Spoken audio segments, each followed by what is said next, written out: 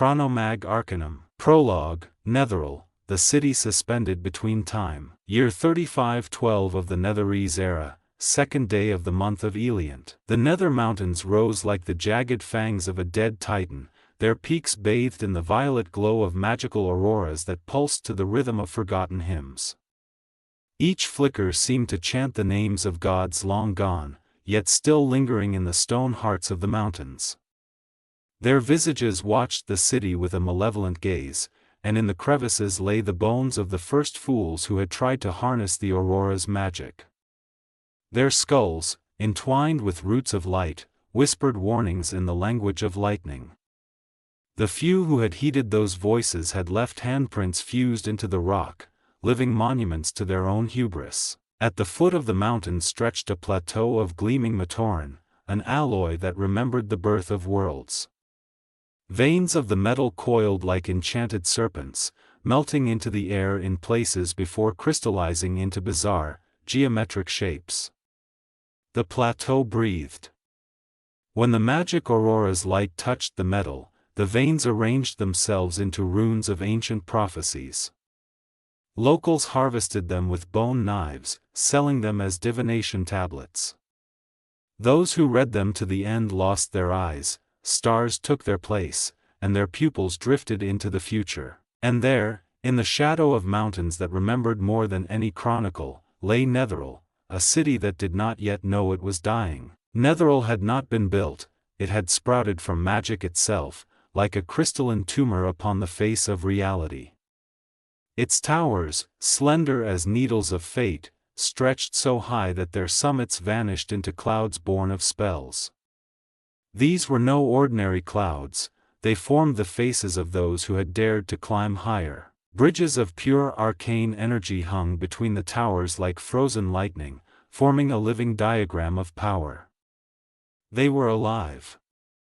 When an unwary traveler crossed them, they might feel their memories being siphoned by the railings. Some emerged on the other side a decade younger, others bore extra fingers or scars from battles yet to come. Children playing on the bridges vanished more often than statistics suggested, sometimes they returned, but always in the bodies of others. In the lower districts, the air was so thick with magic it left a metallic tang on the tongue.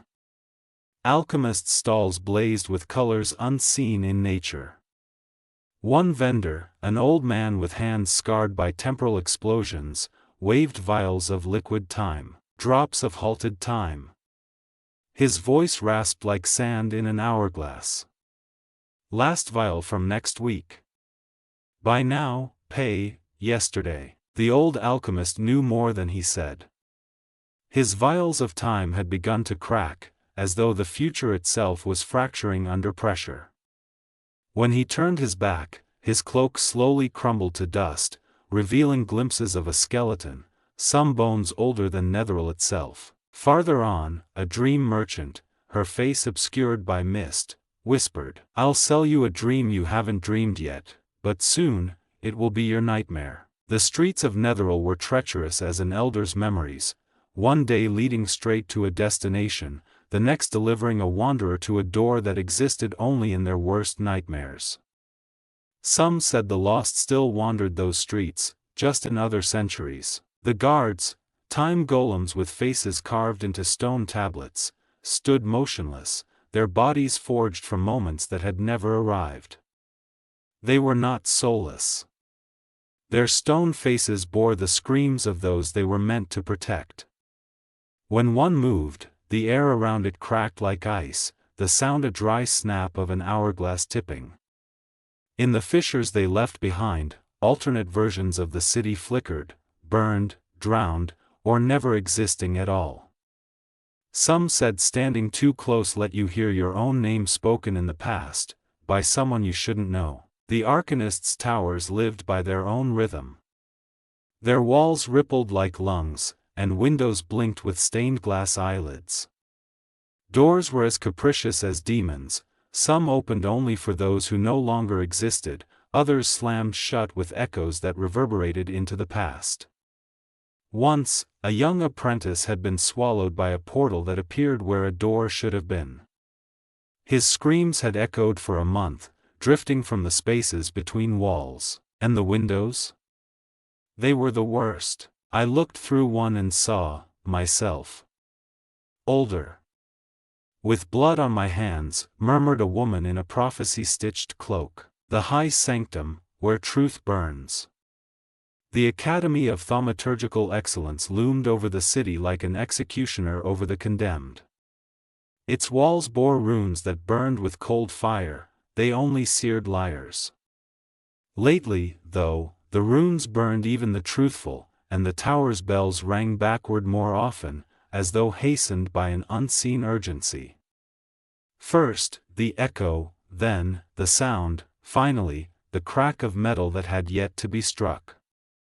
In the libraries, books burned of their own accord, the flames arranging into words, "He who reads no longer exists." Legend said standing too close to the tower let you hear the bell of your own death, and you would know when it would toll. In Netheril, the weak became fuel for the mighty. The eternal quills, the most brilliant arcanists, wore robes woven from spells and nightmares. Their cloaks inscribed formulae on their own, and their boots left footprints in time, not space.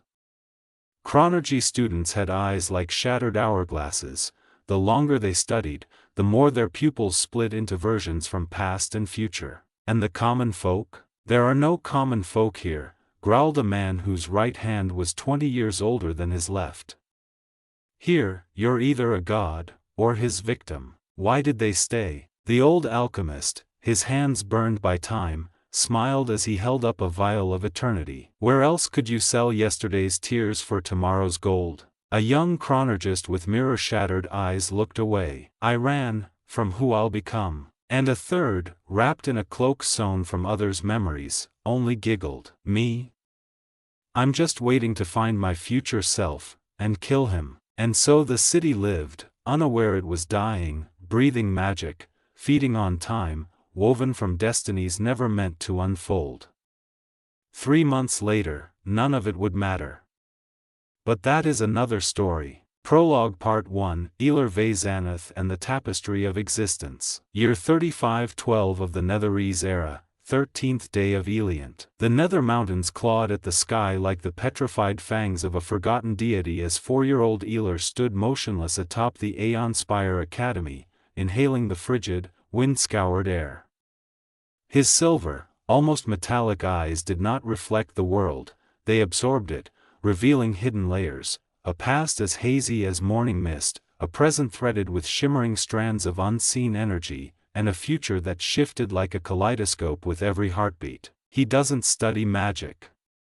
Master Illyrian tightened his grip on the balcony railing as he watched the boy. He converses with it. The old man's voice trembled as Aelar, with a single fluid motion, conjured a sigil that took even the brightest apprentices semesters to master. Book 1, The Tapestry of Weave. Year 3512 of the Netherese era, 29th day of Eliant. Location, the Living Rune Library, Aeonspire. The Aeonspire was no ordinary academy, it was a living entity of stone and magic, breathing spells. On the 4th night of harvest, when the moon was darkest, 4-year-old Aelar slipped into the Living Rune Library. There, among tomes bound in demon hide, he found the Tapestry of Weave, a book whose pages were woven from pulsing veins of arcane energy. He did not read it, he touched it, and knowledge flooded into him like light through shattered glass. In a single night, he grasped what took others decades, that magic was not a tool, but a language, and every knot of reality could be undone with the right touch. Look! He's doing it again, whispered red-haired Celine the next morning as Aelar, without a word, unraveled tangled strands of magic in the air. That's not correct, grumbled Master Vorian, but his voice held more terror than anger. Book 2, The Tapestry of Shadow. Year 3514 of the Netherese era, 3rd day of Marpanoth. Location, the Forbidden Archives, Aeonspire Depths. 6-year-old Aelar crossed the threshold of the Forbidden Archives on a night when shadows grew denser than walls. The stones beneath his feet swallowed sound, and the air tasted like ash. When he reached the tapestry of shadow, a book inked in darkness, he understood light was the illusion, and true power lay in what eluded perception. "Touch me," something whispered from within. When Aelar withdrew his hand, his skin had turned translucent as wet parchment, swirling with shapes no mortal eye should see. For 3 days and nights, he cast no shadow. Book 3, The Tapestry of Time. Year 3516 of the Netherese era, 21st day of Uctor. Location, the Warp Dimension Hall, Aeon Spire. The investiture ceremony took place on the year's shortest day, when the boundary between past and future grew thinnest. 8-year-old Aelar stood still as the robe of the eternal weaver, woven from moments and possibilities, settled on his shoulders. "Do you see now?" The voice belonged to no archmage. "You are the answer." Aelar lifted his hand and watched his fingers branch into futures. In that moment, he ceased to be a child. Before the fourth book, returned to the source. Year 3518 of the Netherese era, first day of Uctor. Location, the Isle of Forgotten Names. 10-year-old Aelar was exhausted. His body trembled as though every muscle had been interlaced with time itself. On the Isle of Forgotten Names, where an hour lasted a year, and a year passed in an hour, he found his mentor, Mistress Lyrian. "You are not ready," she said, studying his hands, which flickered like snowflakes in sunlight. "But you'll go anyway, won't you?" In the chamber of the fourth tapestry, where the walls were made of dead stars' dust, Aelar reached for the book. As his fingers brushed the page, he heard the crack of a universe breaking. The world around him ceased to exist. Prologue Part 2, The Fall of the Eternal Weaver. Year 3518 of the Netherese era, 17th day of Uctor. Location, the chamber of the fourth tapestry, Isle of Forgotten Names. The world around Aelar ceased to exist. Or perhaps he ceased to exist for the world, he could no longer tell the difference. Suddenly, he floated in a void so absolute that even darkness seemed bright by comparison. No light, no sound, no scent, just infinite black emptiness where he drifted like a mote of dust. His body had dissolved into atoms, yet he still felt himself. It did not hurt. It did not frighten him. If anything, a strange curiosity burned in him, hot as pyre flames. "Do you see?"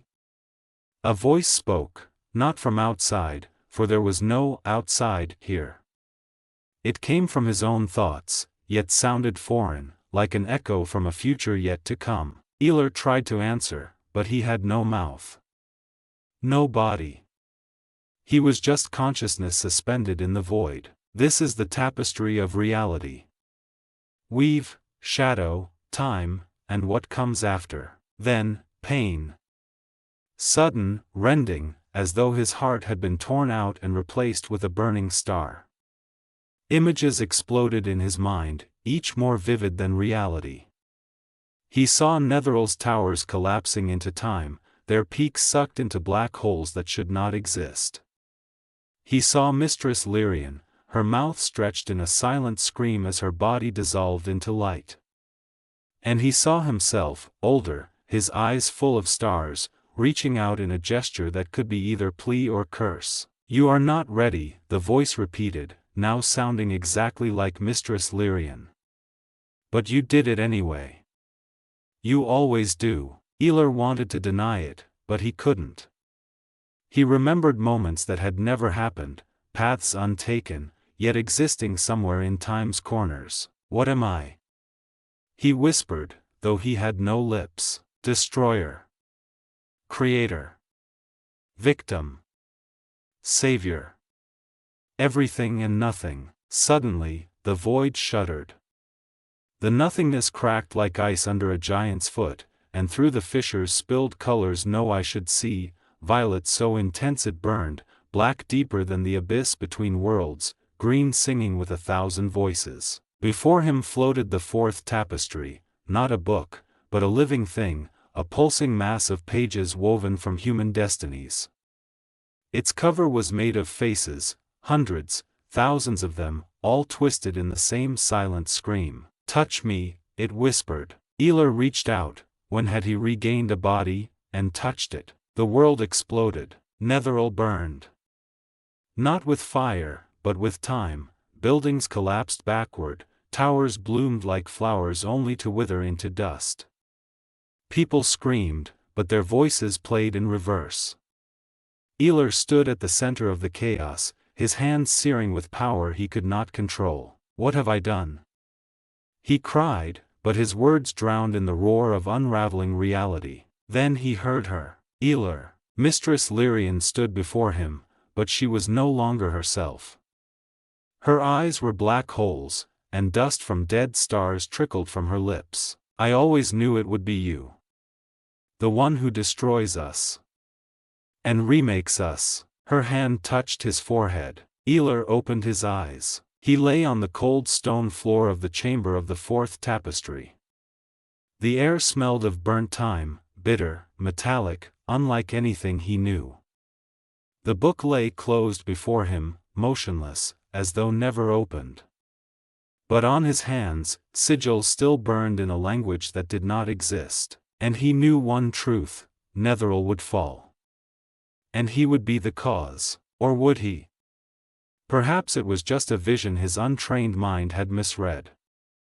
Perhaps the truth was entirely different, and he, like a child playing with a sword, did not yet understand what he held. He did not know.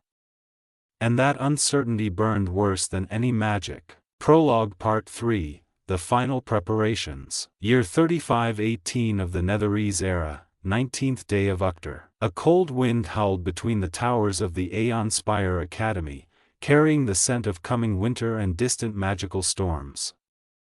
Aelar stood in the high observation chamber where Mistress Lyrian received only the most important guests.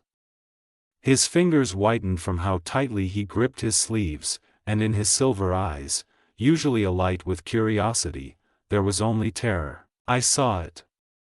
I saw it clearly," he said, each word an effort. Netheril burning with time, not fire. Towers collapsing inward like scrolls rolling shut. The people, their screams sounded backwards, "Mistress." As if someone counted their lives from end to beginning. And I stood at the center of it all, hands full of stars and tears of liquid silver. Mistress Lyrian did not move. Her robes, heavy, blue as dawn, did not stir, though the open window let in icy gusts.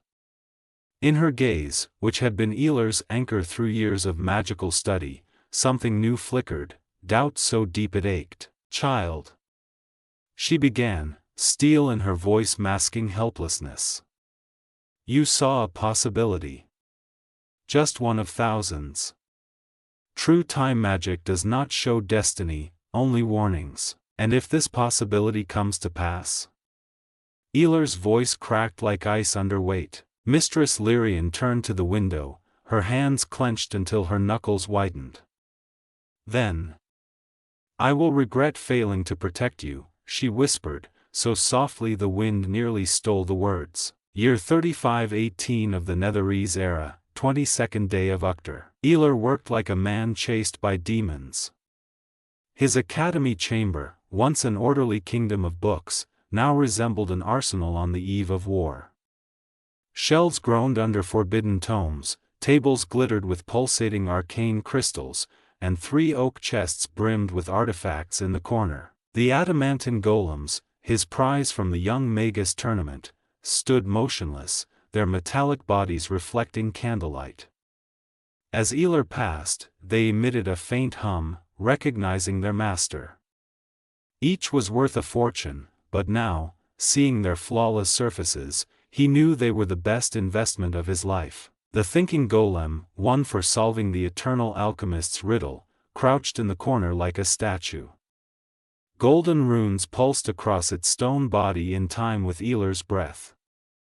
When he touched it, the creature awoke with a grind of gears. "Query? Command?" it hissed, voice like a waterfall's roar. "Guard my sleep," Aelar ordered. The golem nodded, its eyes kindling blue fire. The clockwork constructs, 3 masterpieces of mechanics and magic, scurried with eerie grace.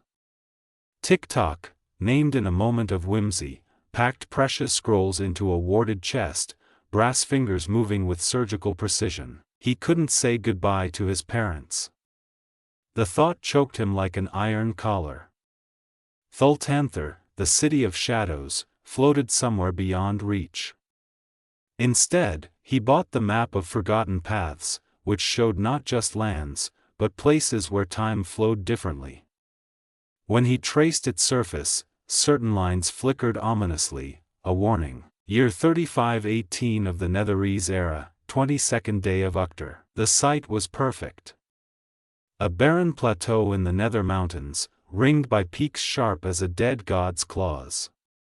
Nothing lived here, just wind, stone, and silence so deep it rang in the ears. For 2 weeks, the adamantine golems dug into rock, fists shattering stone like sand. The thinking golem supervised protective runes, its monotone chants making the air tremble. Walls were lined with Matoran tiles, a rare alloy that dampened magic. When Aelar touched one, the metal tingled, almost alive. Mithril circles inlaid the floor, forming intricate patterns that shimmered under arcane lamps. The clockwork constructs, Tick-tock and his brethren, adjusted each detail with clockwork precision. At the chamber's heart stood a stone bed, encircled by 12 candles of eternal flame. Aelar's breath caught when he saw it. "This is truly the end," he whispered, the words vanishing into the vastness. The adamantine golems took positions at the entrance. The thinking golem stood sentinel in the corner.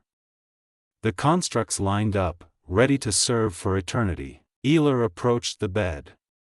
His hands shook as he shed his outer robes, leaving only a plain linen tunic. He lay down. The stone was surprisingly warm. "Let come what must," he murmured, and closed his eyes. In that moment, time ceased to matter. Guardian descriptions: adamantine golems, 2 3-meter colossi of gleaming blue metal. Every movement emits a deep metallic groan. Their eyes, massive sapphires set in helmets, glow ominously. Indestructible. Unyielding, thinking golem, a obsidian figure etched with golden runes. Its small head bears twin blue lights that seem to stare into souls. It analyzes and adapts to magic mid-combat. Clockwork constructs, Tick-tock and brothers, 1-meter brass beings with uncanny precision. Thousands of interlocking parts were in their chests, powered by time crystals that pulse when active.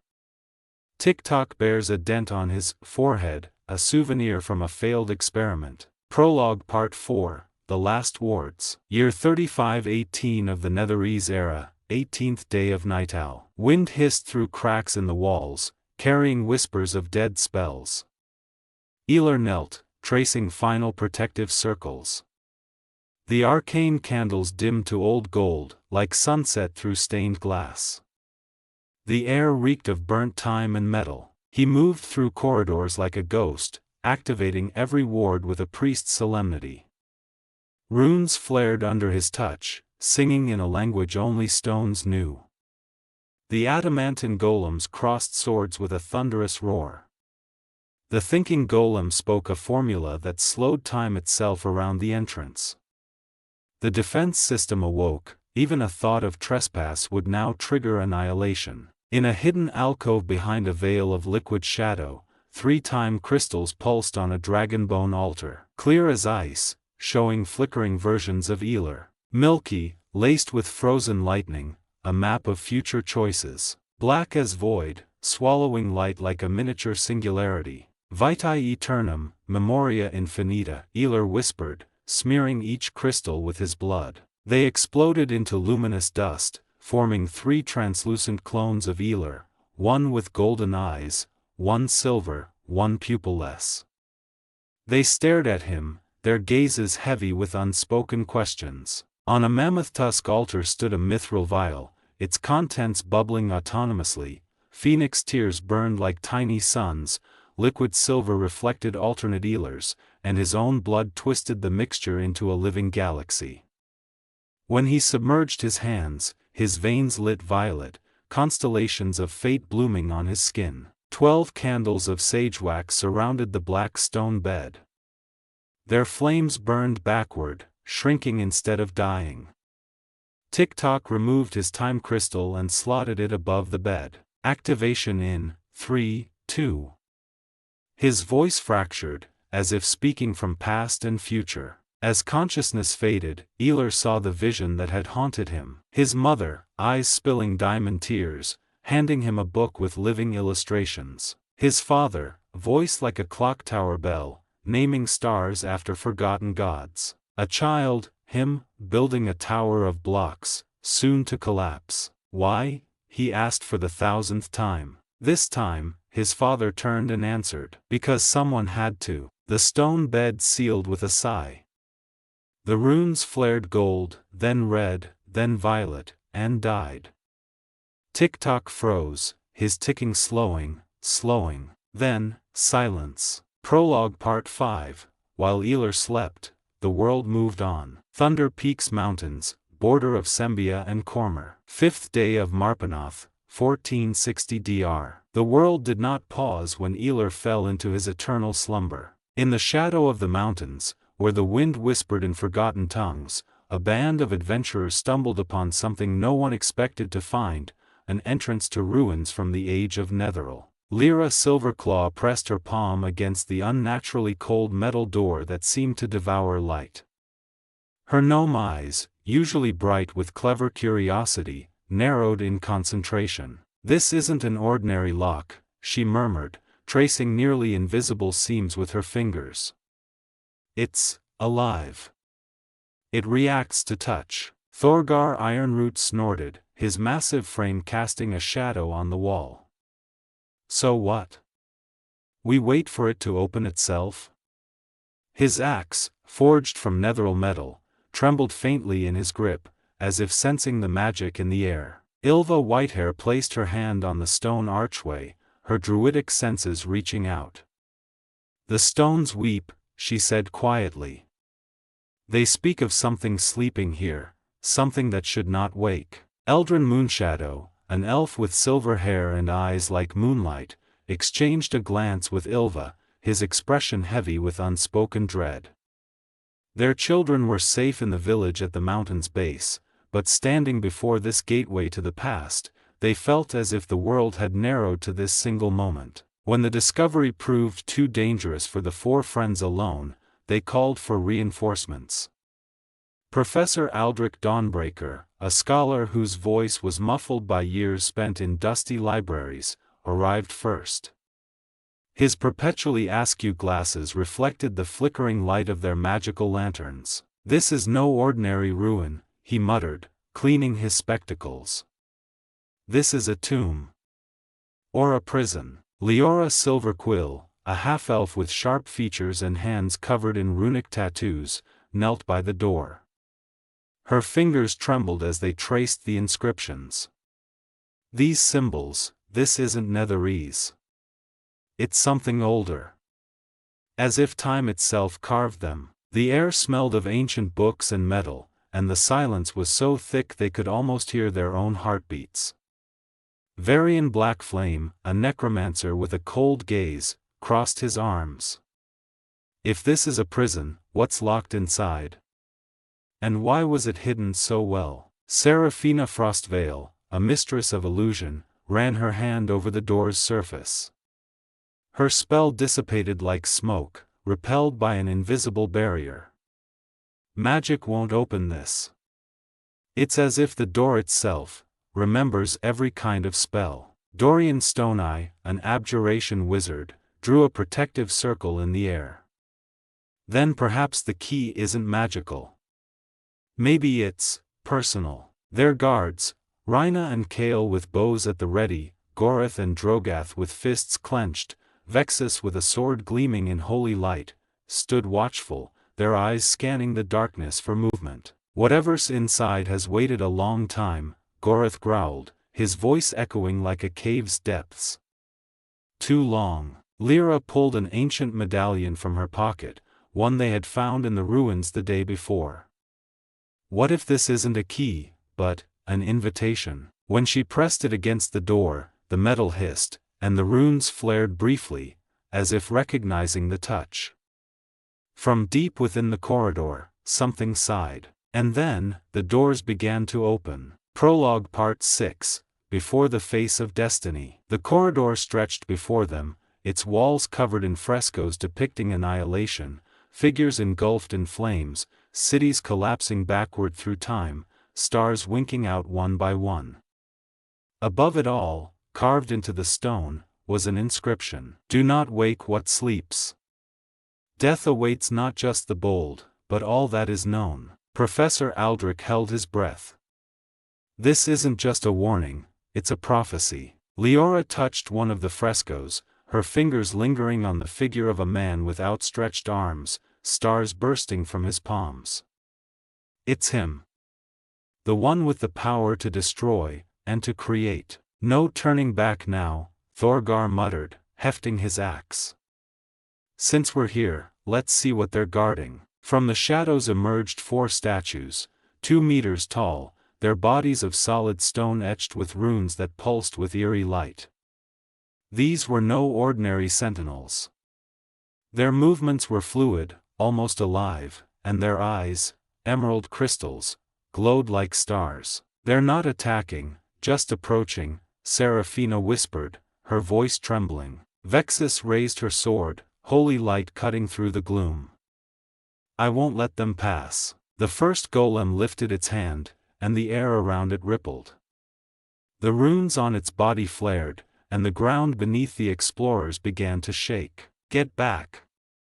Dorian shouted, casting a shield spell. The battle erupted. Prologue Part 7, Fresh Names. When the final door swung open soundlessly, the air in the chamber shuddered, not from any gust of wind, but as if reality itself recoiled at their presence. Before them lay a room so pristine it defied nature.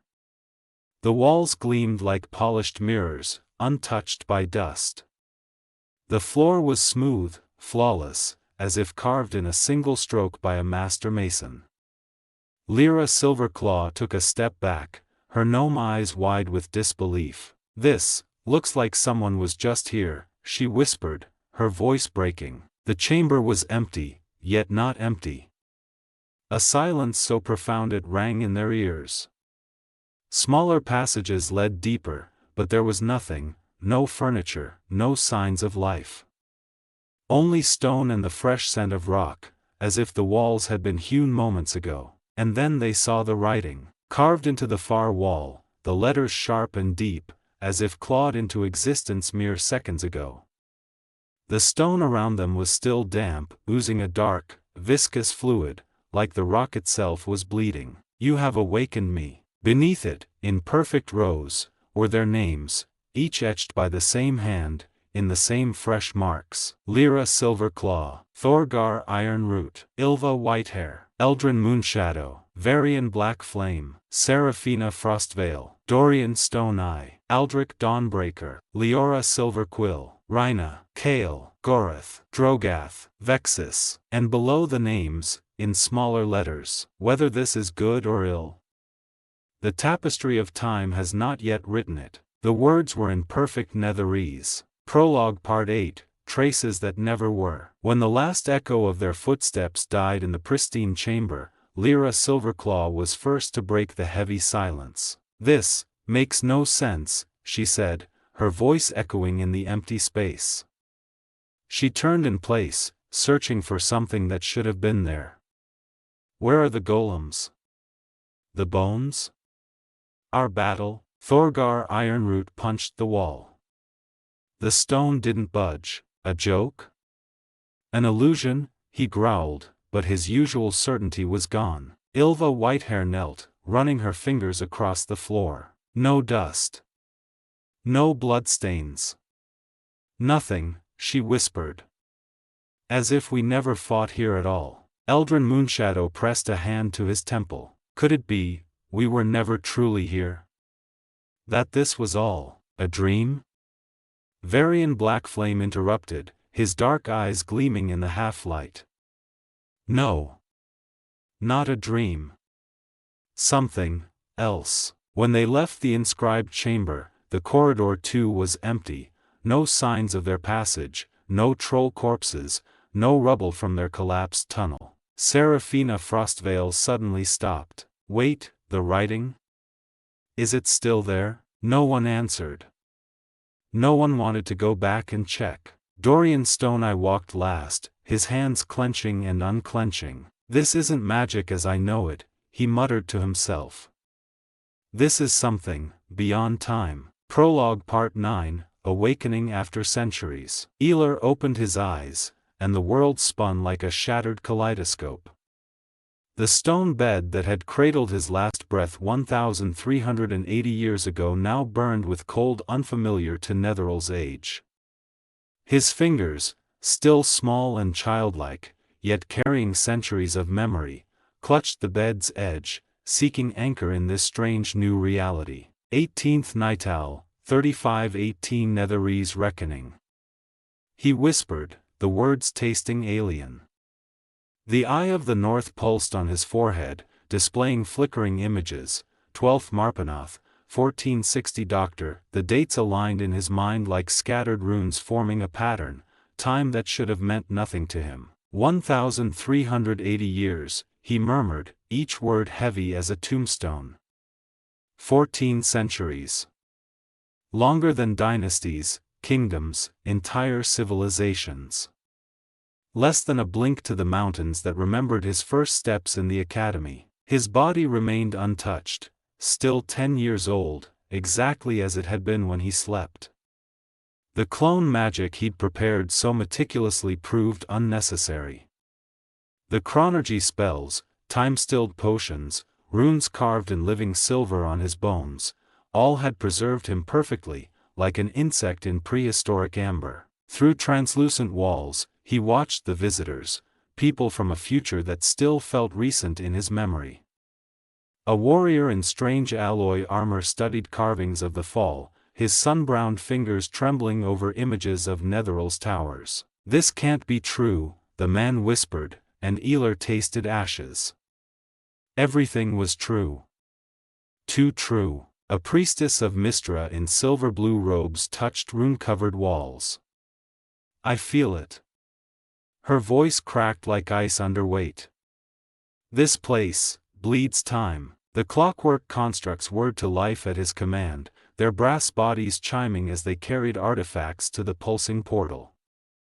Tick-tock, the one with the dented forehead paused, his mechanical eyes flashing blue in silent question. Take everything, Aelar ordered, his child's voice hard as Netherese steel. Every artifact, every scroll, every trace.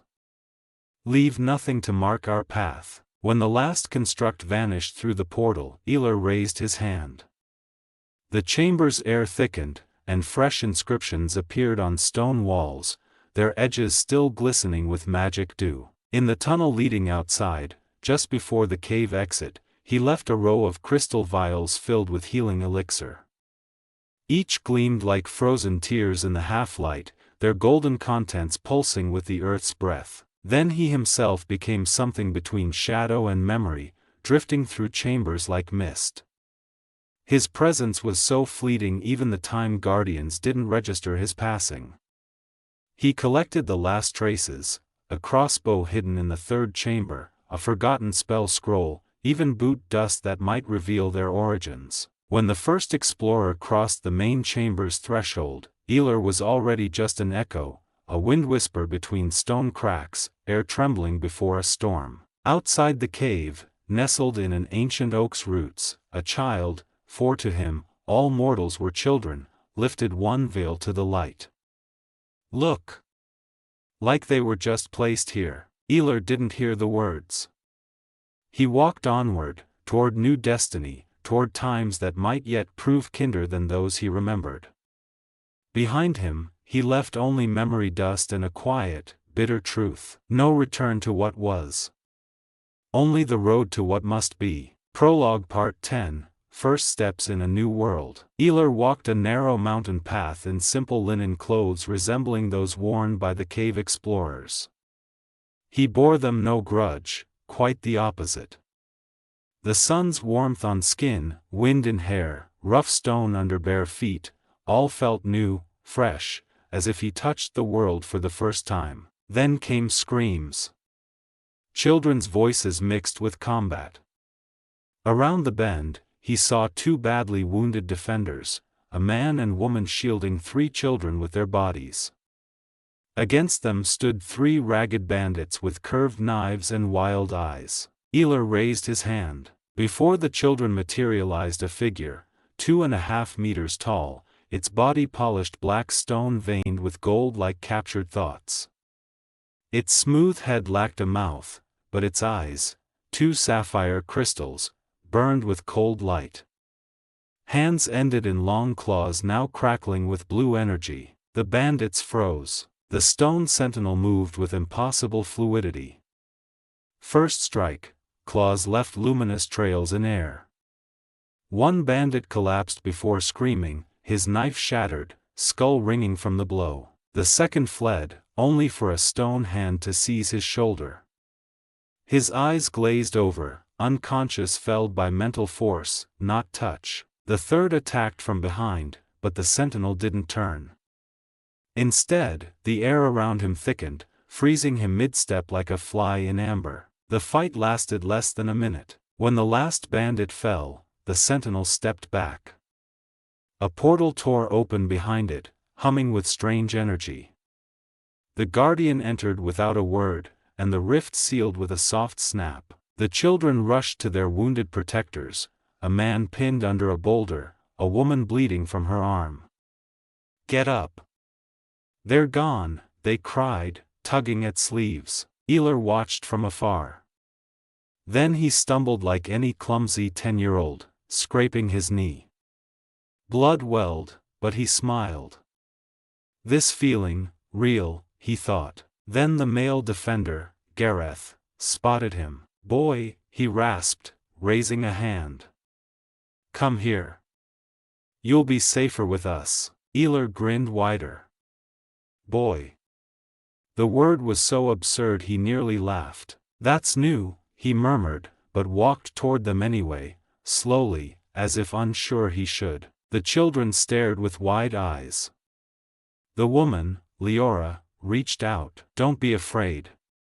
You're with us now." Aelar nodded, but in his silver eyes shone something beyond gratitude, something like hope. Chapter 1, Meeting in the Mountains. Aelar found himself with 2 guardians, Gareth, a tall man with a rough voice and scars mapping old battles across his face, and Leora, a half-elf with piercing emerald eyes and hands covered in glowing rune tattoos that flickered with every movement.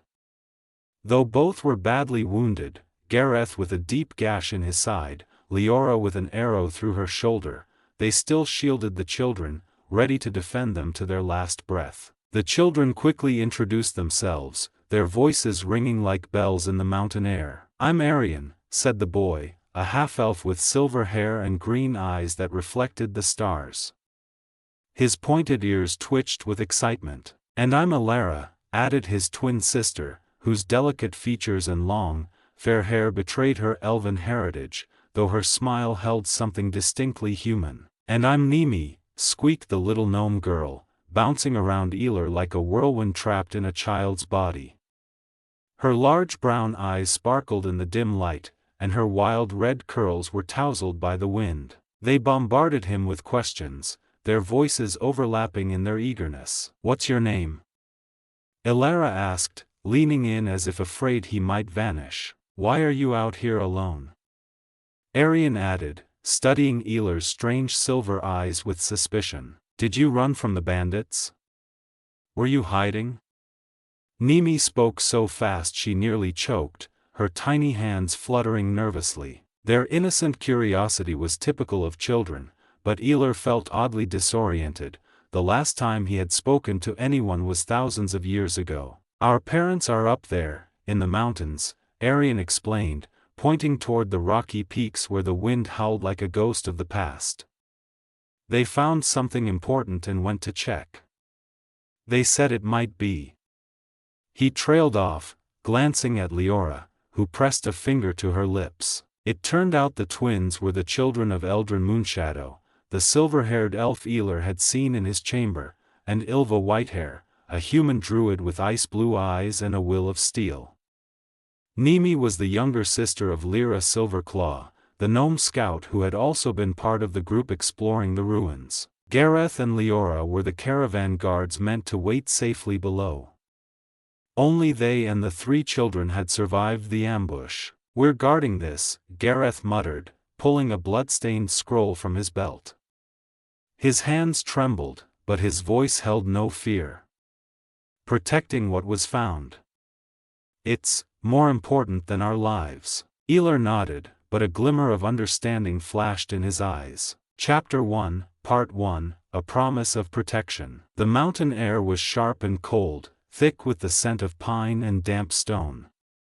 Aelar stood before the children, his small hands clenching involuntarily as he answered their questions. "I'm alone here," he said softly, his voice oddly mature for his childlike appearance.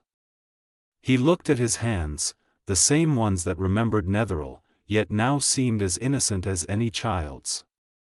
"My parents have been gone a long time." Elara, Arian, and Nimi stared at him with a mix of curiosity and disbelief. Elara tilted her head, her long, pale hair spilling over her shoulder. "But, where are they?" she asked, her voice tinged with sympathy that stung Aelar like a needle. "Far away," he replied, unable to find a better word.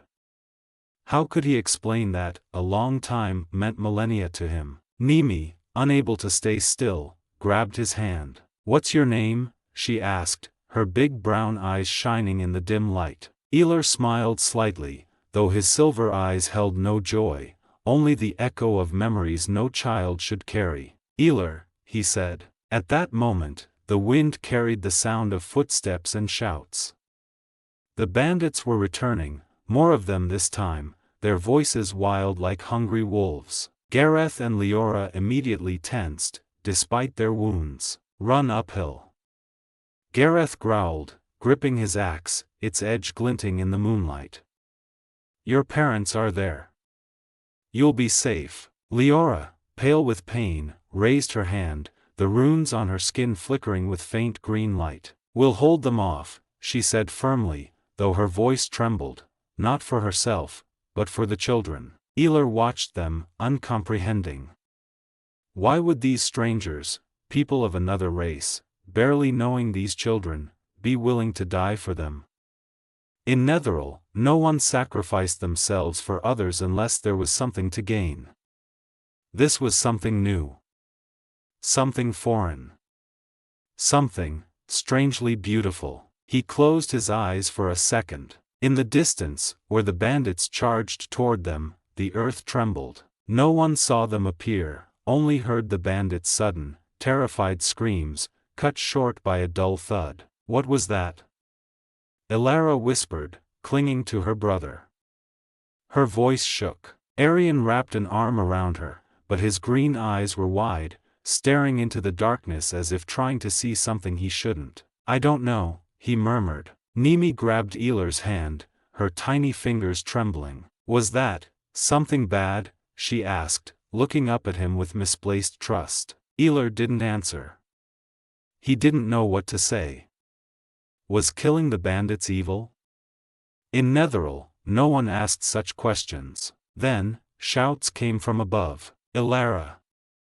"Arian!" called a woman's voice, thick with relief and fear. "Nimi!" another voice, high and quick like a chime. The children turned immediately. "Mama!"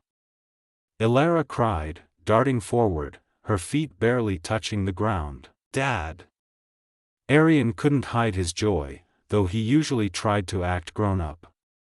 He sprinted after his sister, his green cloak billowing behind him like wings. Nimi let go of Aelar and bolted like an arrow into the arms of her sister, Lyra Silverclaw, who clutched her tightly as if afraid she'd vanish again. "Don't you ever run off like that," Lyra whispered, squeezing the little gnome so hard she squeaked. Aelar stood apart, watching as Ylva Whitehair and Eldrin Moonshadow embraced their children, checking them for injuries, murmuring reassurances. He had no one to run to. Gareth and Leora exhaled in relief, but their eyes were full of questions. What happened to the bandits? Gareth asked, peering into the darkness where the screams had come from. Aelar only shrugged. Chapter 1, Part 2, A Touch of Another World. Aelar stood frozen, his fingers digging into his palms hard enough to leave crescent-shaped marks. His eyes, cold as Netheril's auroras, now widened in silent astonishment as he watched Ylva Whitehair's scarred hands that had performed ancient druidic rites, tend to Gareth's wound with unexpected gentleness. Eldrin Moonshadow knelt nearby, his silver hair falling across his face as he bent over Leora. The air carried the scent of myrrh and sacred herbs, the aroma of druidic potions whose recipes predated Netheril's fall. Lyra Silverclaw bit her lip as she pulled another vial from her pouch. The crystal container shimmered in the sunlight, its contents pulsing with a faint greenish glow. "Last dose," she whispered, her voice trembling. "The rest, we left at camp." Gareth grimaced as the elixir touched his wound. His muscular arm became veined with luminescent threads, as if magic traveled beneath his skin. Why are they doing this? Aelar thought, his heart beating irregularly, like a bird trapped in his chest. In Netheril, the wounded were left to fate unless they had something to offer. Yet these people. Elara tugged at his sleeve, leaving sticky berry stains on the linen. Aelar reacted instinctively, his hand flashed up, fingertips shimmering with dangerous sigils. For a fraction of a second, the air thickened with gathered magic, but Elara didn't flinch. Her wide eyes, one more green, the other shifting toward gold, stared at him with curiosity, not fear. "Mama," she called, pulling Aelar toward Ylva.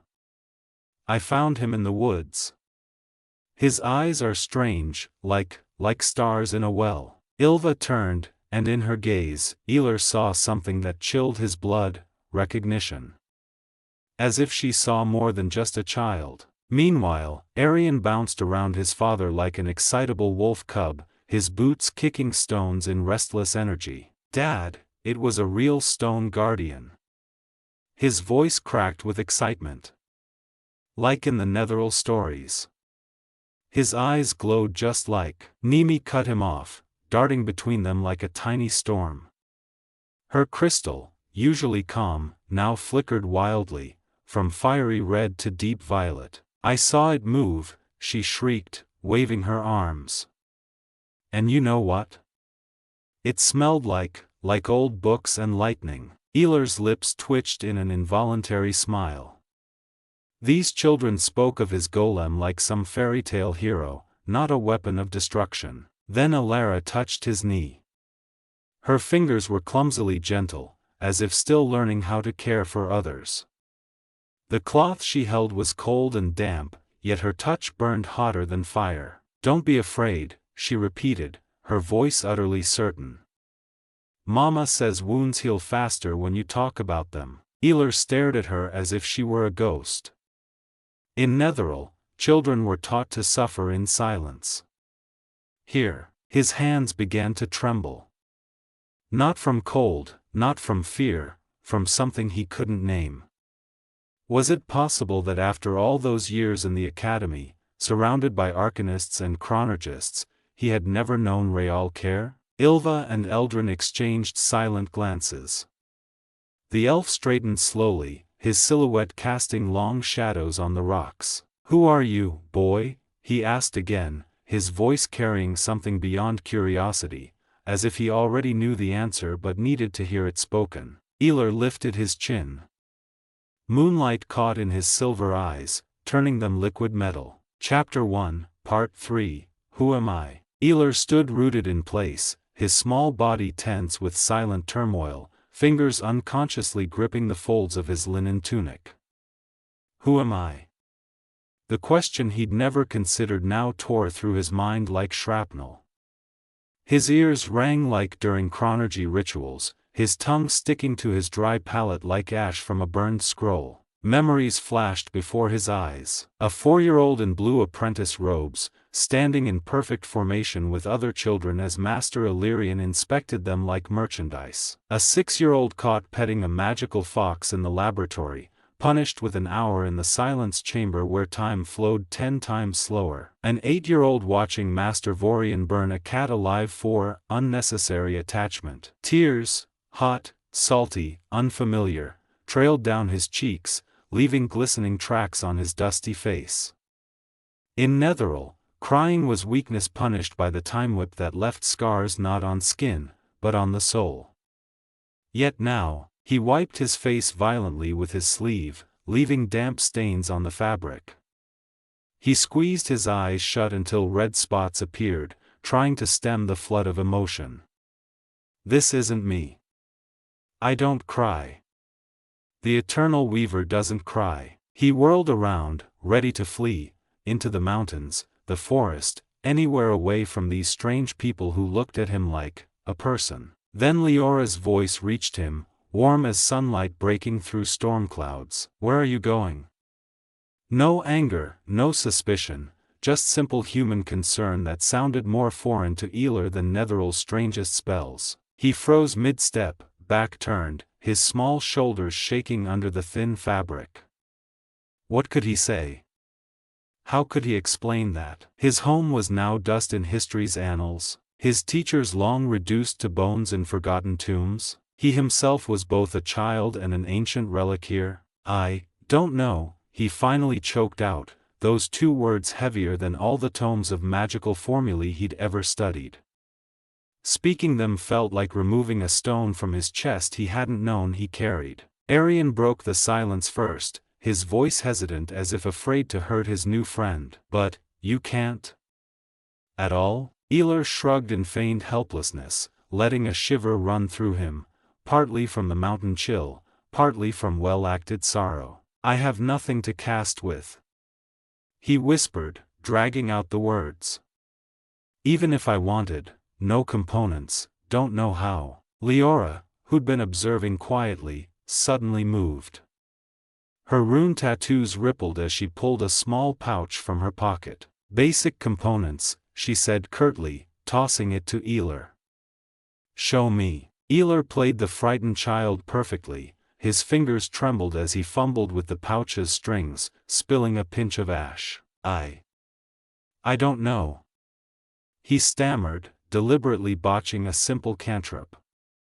His attempts were so clumsy they evoked pity, the perfect performance of a child who'd lost his teachers and now groped blindly in the dark. Eldrin watched it all with elven calm, but a spark of suspicion glimmered in his eyes. Something about this scene was too perfectly imperfect. As if every tremor, every glance, was carefully staged. Chapter 1, Part 4, I don't understand. Aelar turned slowly, his eyelids fluttering like a trapped butterfly's wings.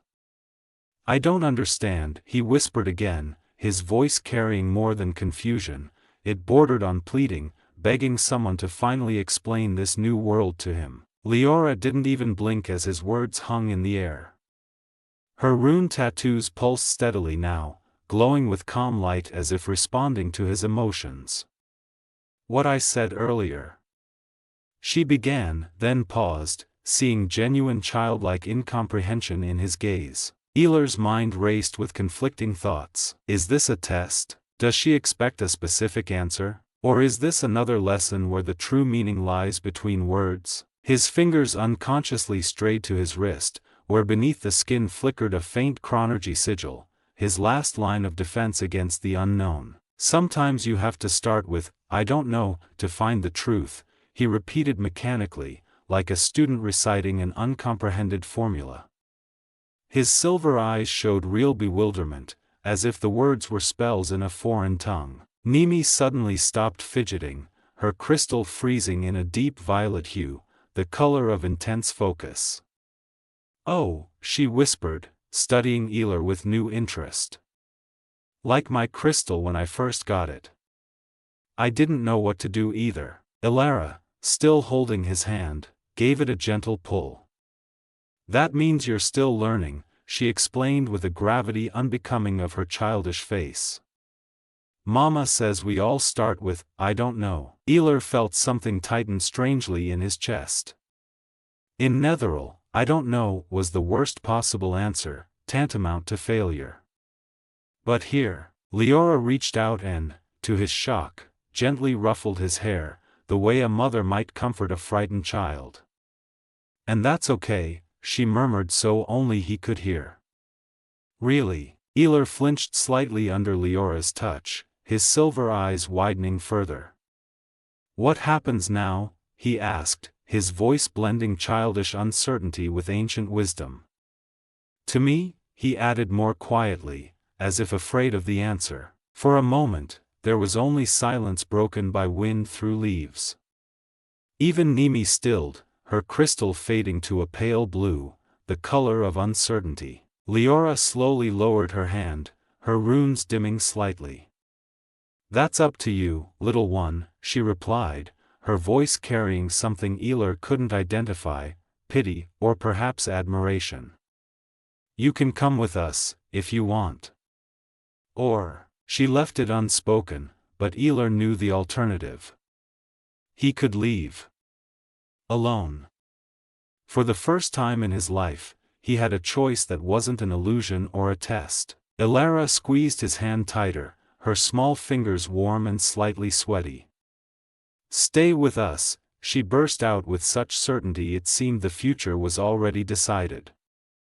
We'll learn together. I don't understand lots of things too. Arian, silent until now, stepped closer, his green-gold eyes gleaming. And we'll show you how to pick berries, he added gravely, as if this were the most vital skill in the world. Aelar looked at his hands, the same hands that had once woven spells to halt time itself. Now they trembled slightly, like leaves in the wind. Something in his chest ached sharply, but it wasn't fear. It was something new, something he couldn't name. In the distance, deep in the cave that had been his tomb for centuries, the stone seal finally cracked completely. The air filled with a sound like shattering crystal. But here, among these strange people who looked at him as just a child, that sound meant nothing. I'll stay, Aelar whispered at last, and those simple words felt more significant than any spell he'd ever cast. For a while, Leora smiled, her tattoos glowing warm gold again. Good, she said, standing. We've a long road ahead. Aelar didn't reply. He only stared at his hand clasped in Elara's, at their small fingers intertwined. And for the first time in 1,380 years, he felt, just maybe, exactly where he was meant to be. Chapter 1, Part 5, Descending into the Valley. The group picked their way carefully down the treacherous mountain path, loose stones skittering beneath their feet. Aelar walked at the rear, his silver eyes scanning every shadow, every flicker of movement. The wind carried the acrid smell of burnt wood and something sweetly rotten, evidence of recent violence. Look! Arian's sharp voice cut through the wind. He pointed to the valley below where bandit corpses lay scattered among the rocks. But these were no ordinary dead, each body bore surgical precision wounds, arranged with unnatural symmetry. Gareth's hand went to his axe. No human did this. Golems, Leora whispered, her runes pulsing blue. Aelar remained silent. He knew these were his guardian's handiwork, but couldn't admit it. Something tightened in his chest, shame? Or something else? When they reached the caravan camp, they found only destruction. Overturned wagons with splintered wheels, shredded tents hanging like flesh from bones, supply chests broken open and looted.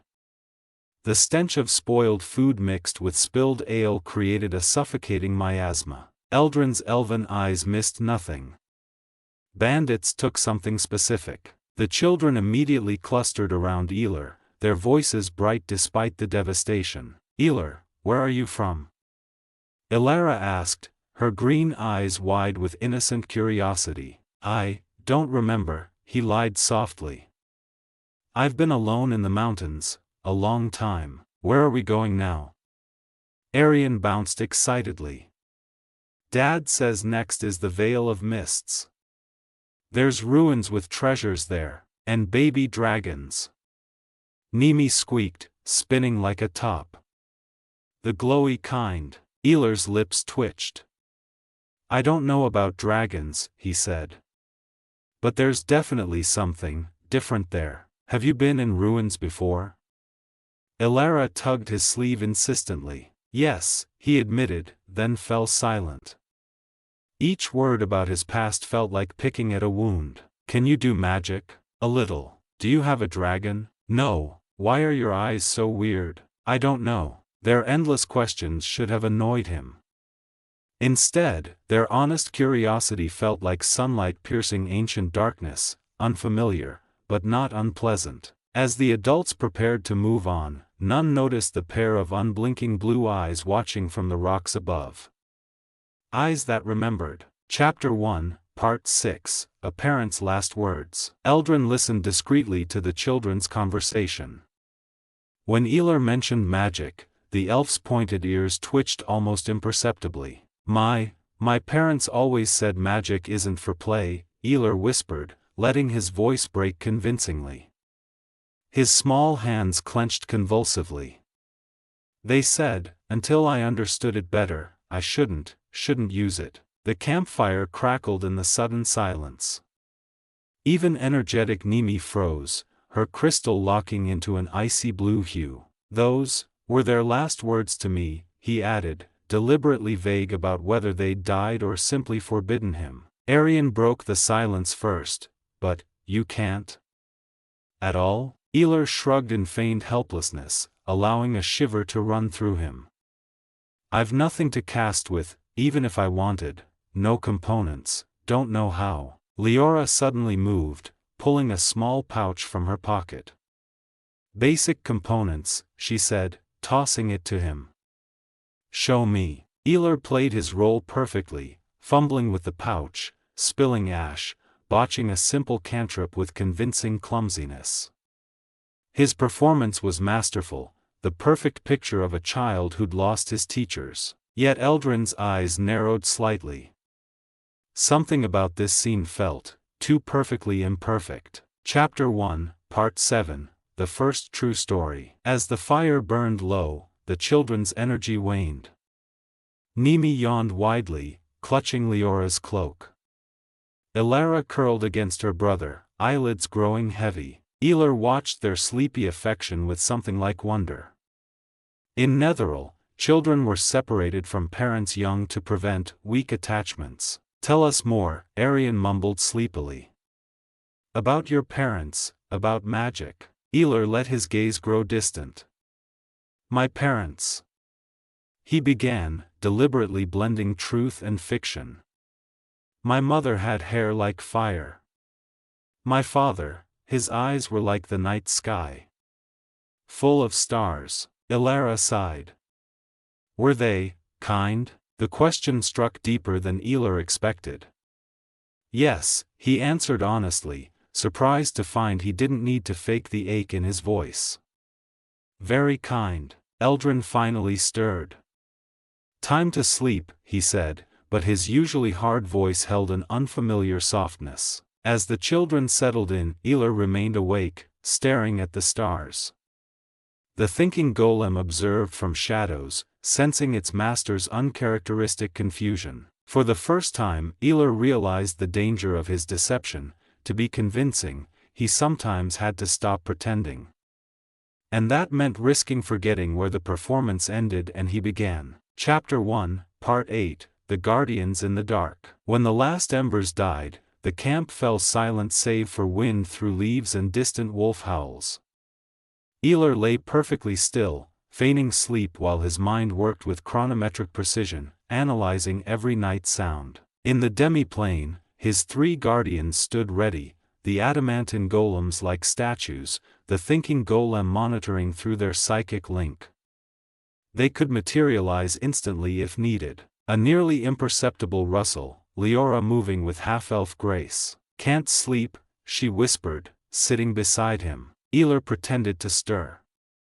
"No, bad dreams," he murmured, letting his voice tremble. Leora studied him, her gold-green eyes reflecting dying embers. "Thinking of your parents?" Aelar nodded, not entirely feigning the sorrow. Remembering Netheril, his true home, always brought melancholy. Leora suddenly produced a wooden amulet shaped like a leaf.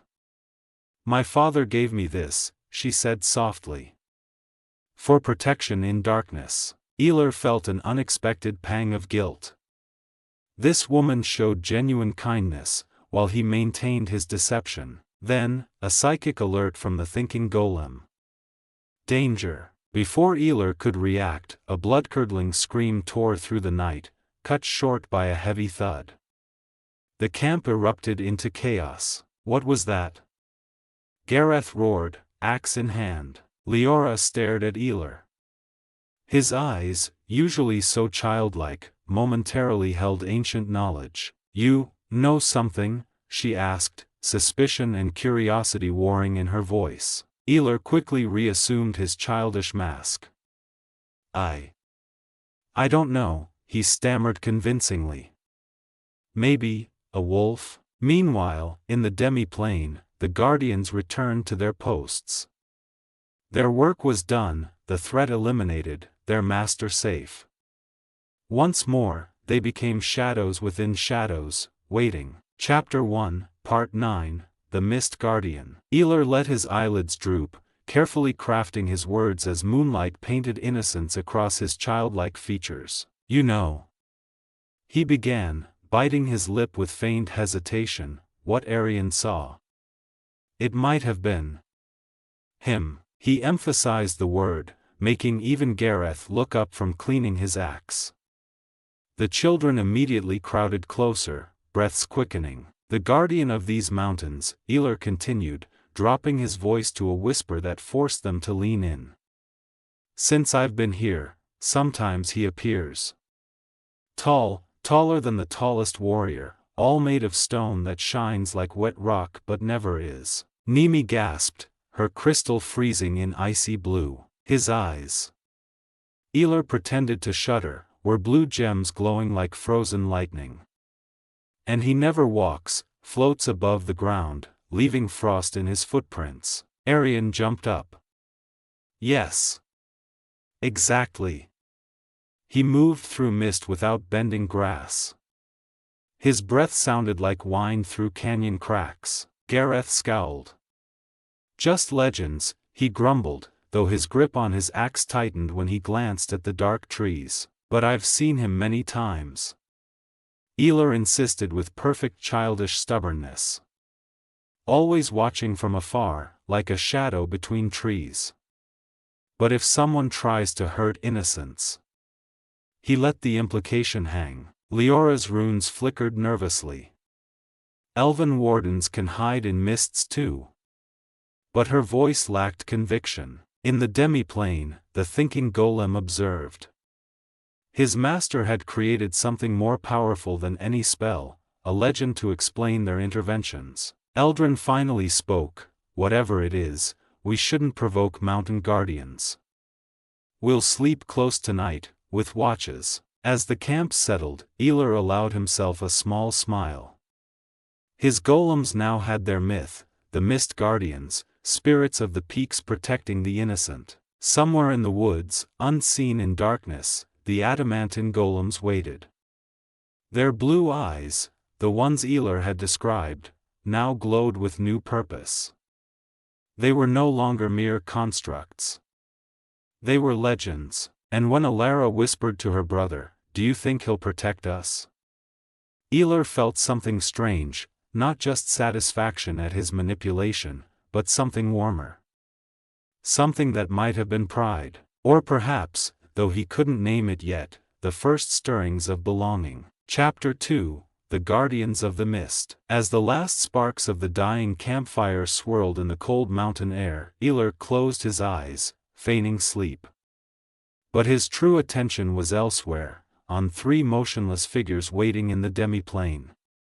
He had sent them out into the night, shrouded in thick mist that seemed to have a life of its own, twisting between the trees like a specter. "Destroy any threat," he commanded in his thoughts, and the words reached the golems instantly, as if they were part of the same being. "Salvage what you can to forge new guardians. Erase the rest without a trace." In response, he felt the faintest tremor of magic, their acceptance. They needed no words. They knew what to do. The mist grew denser, almost tangible, saturated with ancient power. Aelar subtly stretched his will, weaving different strands of magic into one seamless whole. Time itself seemed to slow around the golems, their forms dissolving into the air, becoming invisible even to the keenest eyes. If anyone were to look their way, they would see only ordinary fog, nothing more. Aelar did not need to see to know what was happening. His mind was linked with theirs. He saw through their eyes, cold, indifferent blue lights in the darkness. He watched as the first group of bandits, hidden among the rocks, suddenly froze in place, their faces twisted in sudden terror. They didn't even have time to scream. In the distance, another threat, a pack of wolves, their eyes gleaming yellow, but their instincts suddenly urged them to flee. One by one, they turned and vanished into the forest, whimpering softly. The golems did not pursue them.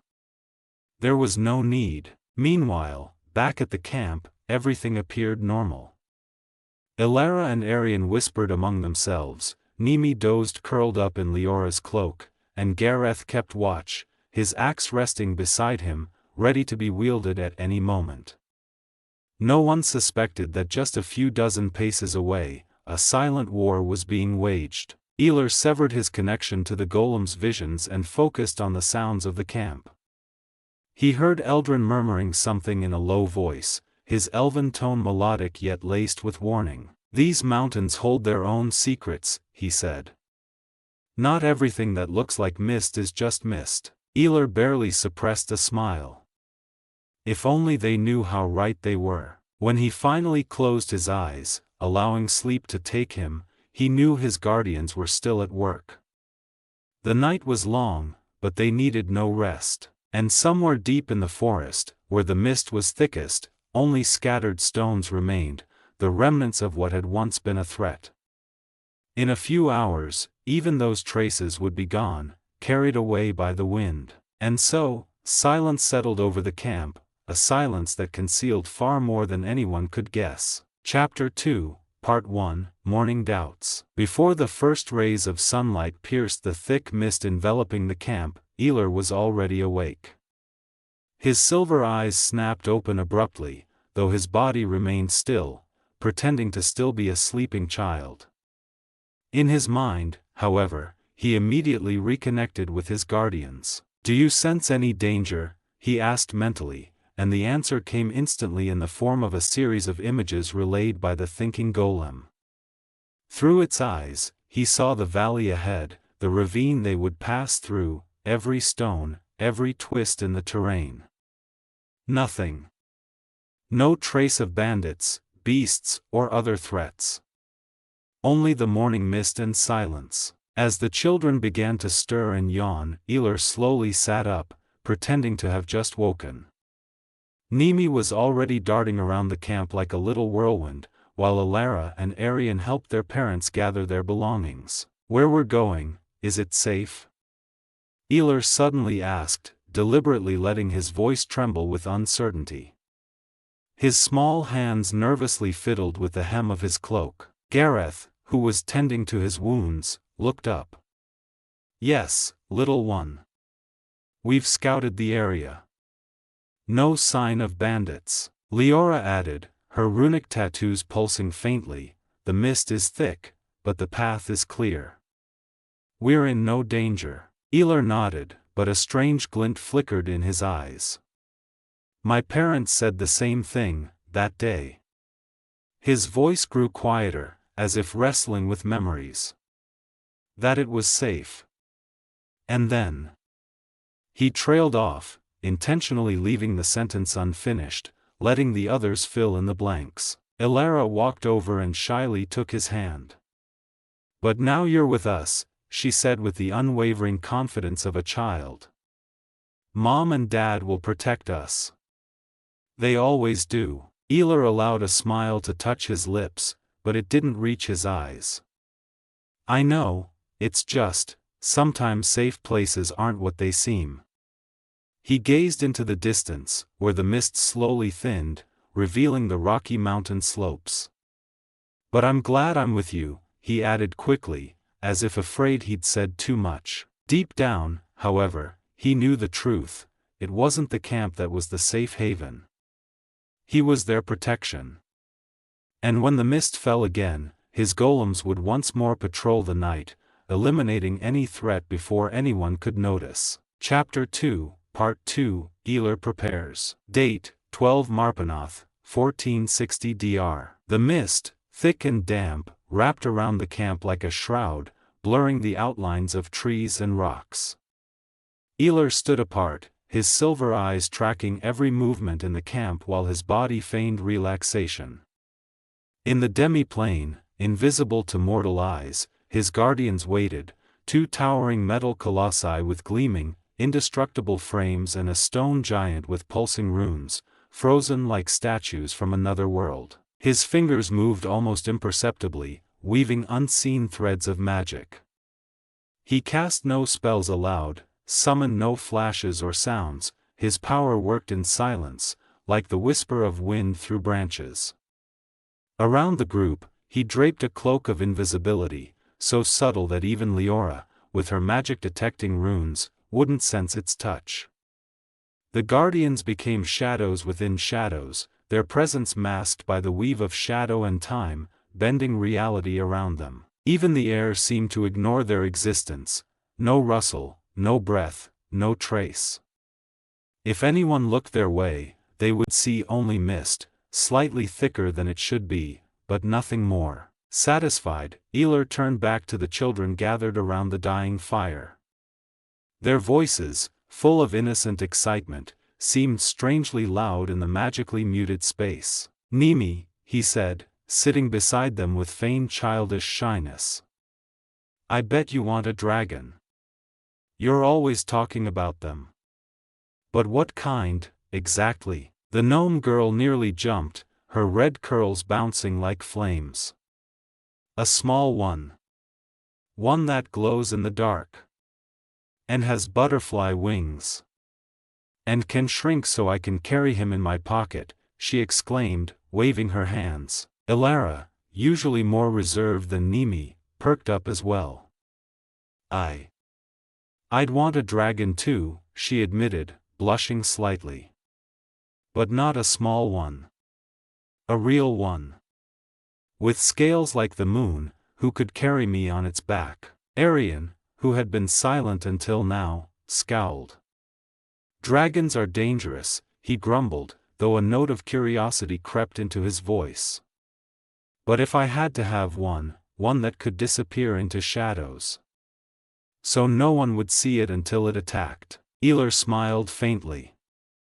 Children's dreams were so simple, so pure. They didn't think of power or dominance, only adventure, of magic unburdened by responsibility. What about you, Aelar? Nimi suddenly asked, fixing him with her big brown eyes. What do you want to be when you grow up? Aelar froze for a fraction of a second. He was no child. He had no future, only a past that weighed on his shoulders like a leaden cloak. But he had to play the role. A wizard, he whispered, deliberately letting his voice tremble. Like my parents. It's the only way to remember them. Elara suddenly grabbed his hand.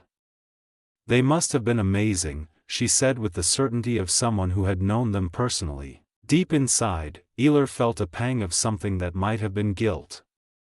He didn't want to remember his parents, he wanted to save his entire world, which no longer existed. But he didn't say that. Meanwhile, in the demi-plane, the stone guardian analyzed the situation. Its face remained impassive, but the golden veins in its body pulsed faster, relaying information to the other guardians. Everything was ready. The mist over the camp thickened even more, as if nature itself was guarding their secret. Chapter 2, Part 3, Guardian in the Mist. 26 Marpanath, 1460 dr. The mist coiled between the trees like a ghost of forgotten times, wrapping the group in a damp shroud. Droplets of water slid down Gareth's armor, and the heavy air carried the scent of rotting leaves. Aelar walked at the rear, his small feet leaving barely visible tracks on the moss. Though he looked like a weary child, his thoughts were fixed on the invisible guardian stationed around the camp. The forgotten fortress. Stone blocks lay in chaotic disarray, covered in pale lichen. As the group stepped among the ruins, the echoes of their footsteps bounced off the moss-covered walls. "This must have been a border outpost," Gareth muttered, tapping the wall with his axe. "From the days when the dwarves of Delzoun held this pass." Leora ran her fingers over the stones, her tattoos pulsing faintly. "Magic left this place long ago. Only memories remain." Arian kicked a loose stone, sending it clattering. "And a lot of rubble." Nimi, undeterred by the somber mood, darted between the ruins, constantly finding new treasures, a shard of glass, a rusted nail, an oddly shaped root. "Look," she suddenly called, pointing deeper into the ruins. Among the scattered boulders stood a weathered warrior statue, its features worn by wind and rain. A tarnished brass plaque lay at its feet, green with age. Professor Aldrich knelt beside it, carefully wiping away the grime. "In memory of the guardians of the Mithril Gate, who fell in the year 1248, holding back the hordes of King Gor's iron fist," he read, his voice trembling slightly. "This was the last great orc uprising before the fortress fell." Elara gently touched the cold stone of the statue. "Do you think their spirits are still here?" At that moment, a dry rustling came from deeper in the ruins. Everyone froze. From behind a collapsed wall, a gaunt wolf emerged, its yellow eyes gleaming in the half-light. Gareth reached for his axe, but before he could draw it, Aelar suddenly stepped forward, spreading his arms like a shield. "No!" His childlike voice rang strangely loud in the ruins. The wolf stopped, sniffing the air.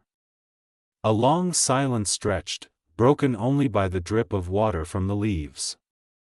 Finally, the beast turned and vanished into the undergrowth. "That was strange," Ilva whispered, staring at Aelar with wide eyes. The boy only smiled, but his eyes remained as empty as the morning mist. Somewhere in the forest, unseen by mortal eyes, the stone guardian slowly lowered its hand.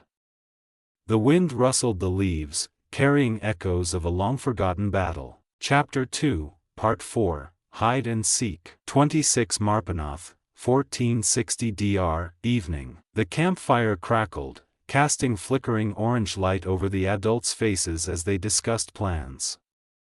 Aelar sat apart, idly drawing patterns in the dirt with a stick.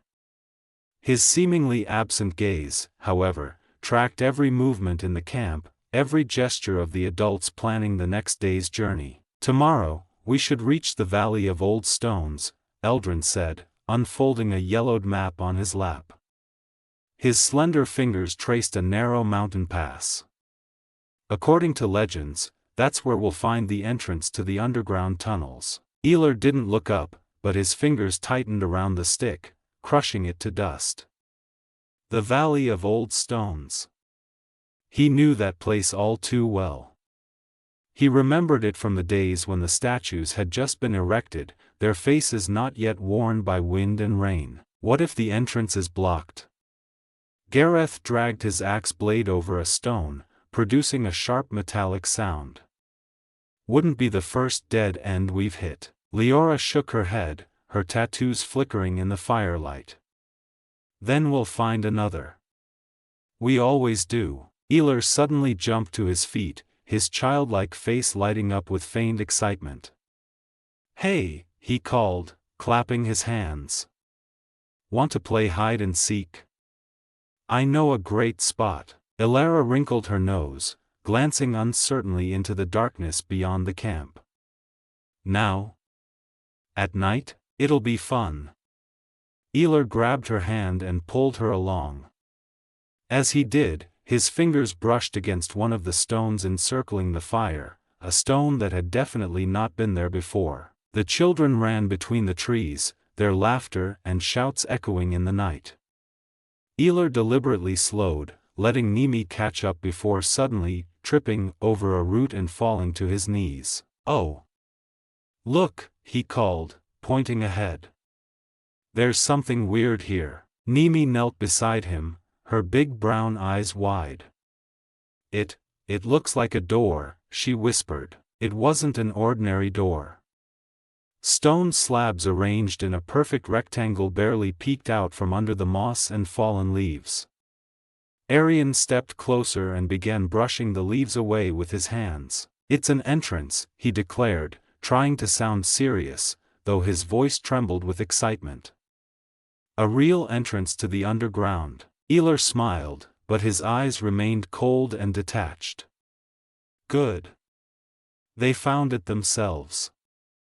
No one would suspect a trick." Somewhere in the forest, a lone wolf growled over its fresh prize, a portion of dried meat that had gone missing from the camp supplies the night before.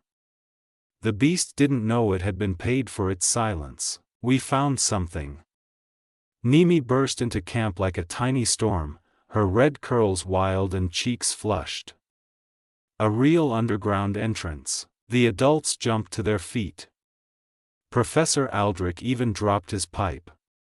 "Where? What does it look like?" he asked, grabbing a lantern. "A stone door, hidden under leaves," Arian explained, trying to sound calm, though his eyes shone. "It looks old, but intact." Aelar stood to the side, his small hands clutching the hem of his cloak. Deep in his silver eyes, something smoldered, something far from childish curiosity. "Now they're ready, and so am I." Chapter 2, Part 5, Shadows of the Past. 27 Marpanoth, 1460 DR, before dawn. The mist curled among the sleeping figures like a living creature, its damp fingers caressing faces and mingling with breath. Aelar lay motionless beneath his thin blanket, eyelids closed but awareness sharp as a blade. In the demi-plane, beyond even the keenest senses, his guardians stood watch. The stone colossus stood immobile between two ancient oaks, its rune-covered surface pulsing with faint blue light.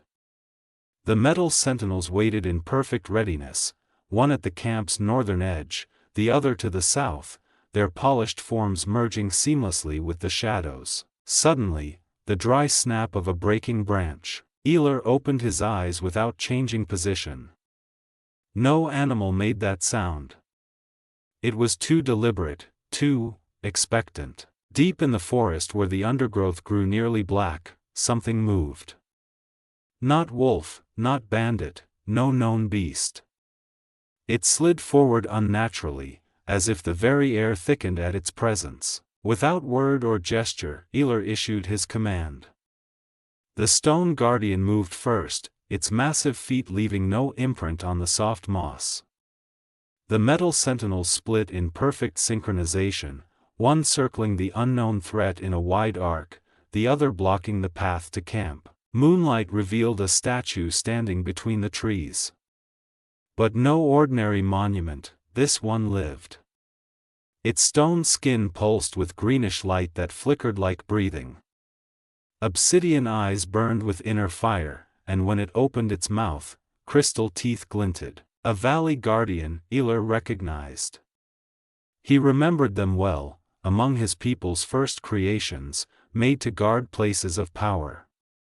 This one bore damage, its left arm sheared off, a deep fissure running down its chest. The statue raised its remaining hand, and the earth trembled.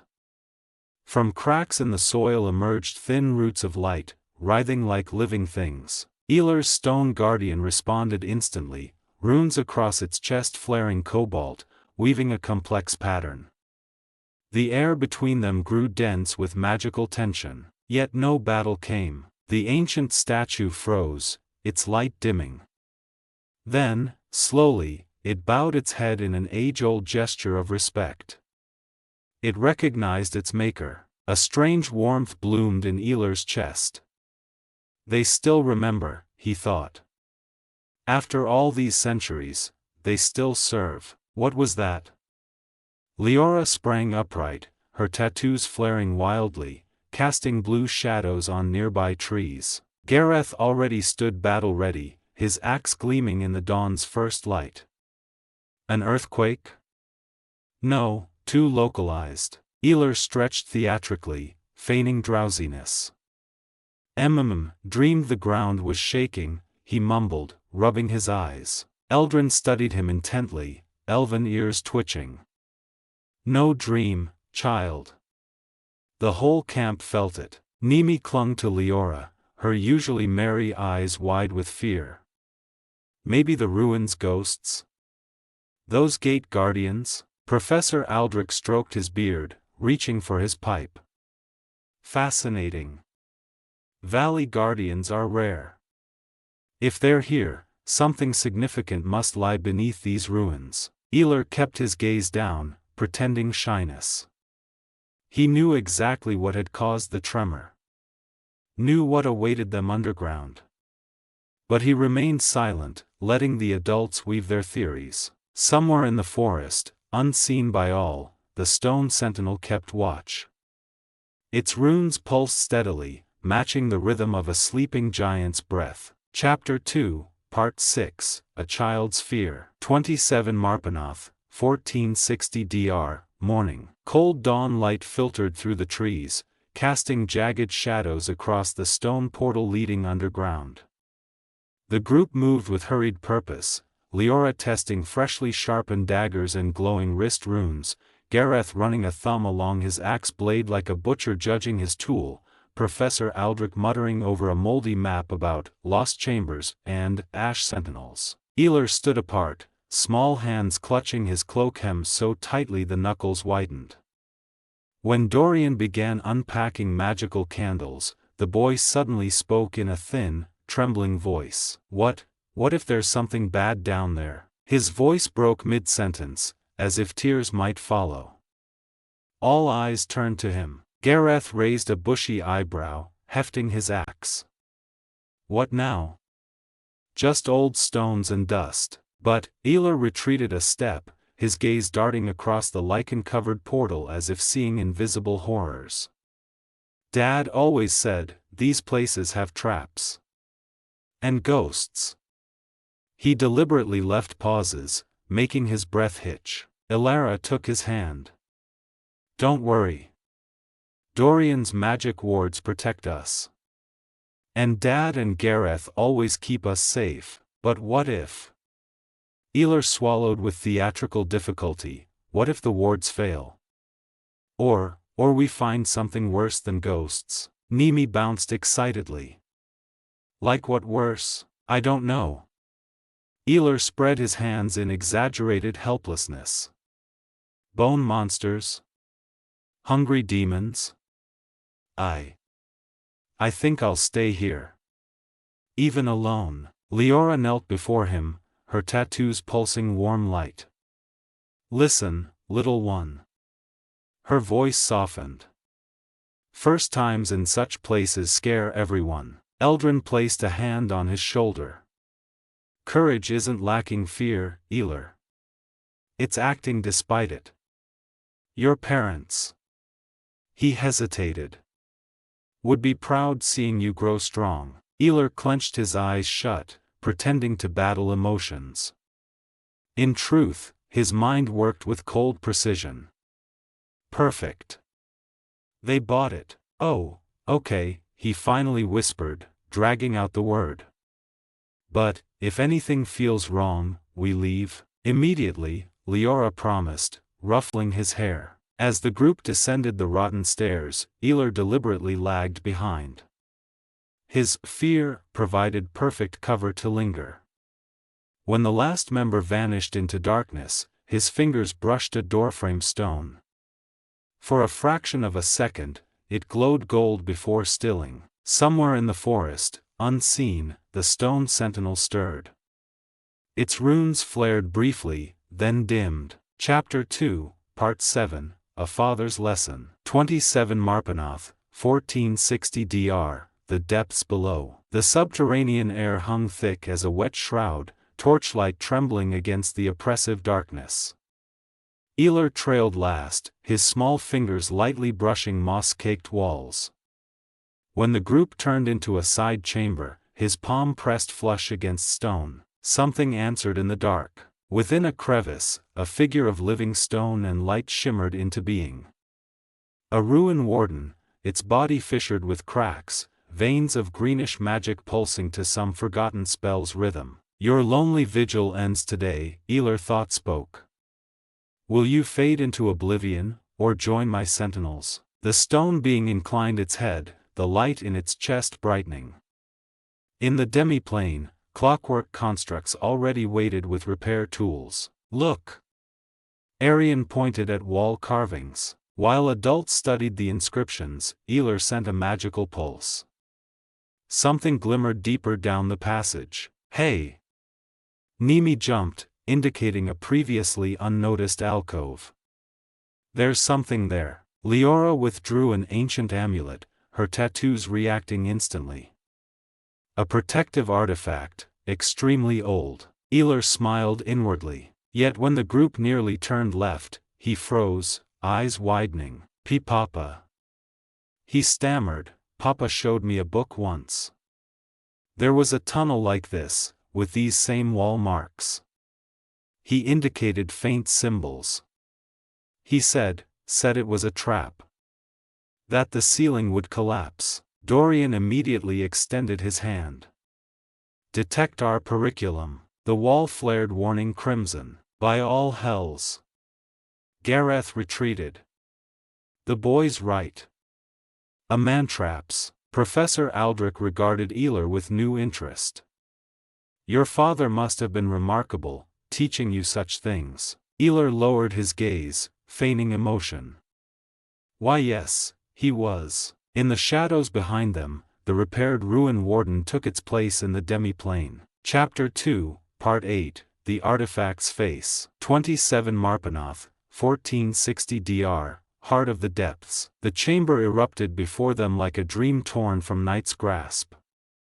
A dome studded with 1,000 crystals fractured torchlight into dancing patterns across walls that seemed to breathe. At its center, upon an onyx altar, lay the Circle of Aeons, a disc-sized amalgam of mithril and unknown metal, its runes throbbing seafoam green to the rhythm of a heartbeat that no longer existed. Aelar's spine tingled. He knew this artifact, remembered it from Aeon Spire Academy's halls, where Master Vorian had demonstrated its power on a volunteer. That man had aged a century in one breath. Stop! Aelar suddenly pressed against the wall, his childish voice shaking. These tiles, Papa called them the Dragon's Kiss. Dorian immediately knelt, detection ring glowing. The lad's right, he muttered. Transmutation trap. Touch it, become stone. The group detoured wide, Eldrin squeezing Aelar's shoulder. Your father was extraordinary. The boy feigned modesty while analyzing every chamber detail. At the altar, Aelar held his breath. This. He ventured hesitantly, looks like Papa's book picture. Circle of Aeons. He said, it's a key to something important. Professor Aldrich started. By all planes. A Netheril legend. They say it can. Leora reached, but Aelar was faster. His tiny fingers grazed the altar's edge as invisible time-weave threads enveloped the artifact, altering its properties so subtly not even gods would notice. Papa said, he whispered, staring pleadingly at Dorian, never touch it barehanded. That skin might age. Dorian immediately wrapped the disc in silk. Wise advice. Time artifacts are treacherous. As Leora secured the circle, Aelar smiled inwardly. They had it, but he had them. Chapter 2, Part 9, Return to Light. 28 Marpanoth, 1460 dr. The Ascent. Damp air clung like a sodden cloak as they navigated narrow passages upward. The circle pulsed safely in Leora's silk-wrapped pouch, its rhythm matching their footsteps.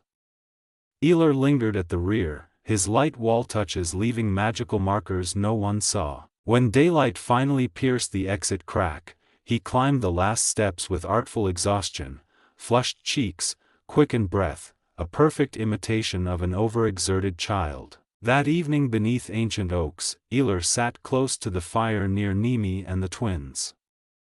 His wide eyes reflected flames. "That was scary," he whispered with deliberate breaks. "Down there." Elara scooted closer. "But we did it. We found treasure." "Where next?" he asked suddenly, looking to the adults with feigned anxiety. "I hope, no more ruins." Gareth laughed deeply. "Enough stone for 1 week, eh?" Professor Aldrich consulted his map. "Silvery Moon. To study the artifact safely." Leora checked her runes. "City of sages and spells. Real beds. Hot meals, and no ghosts." Nimi waved her arms. Aelar smiled weakly, pretending relief.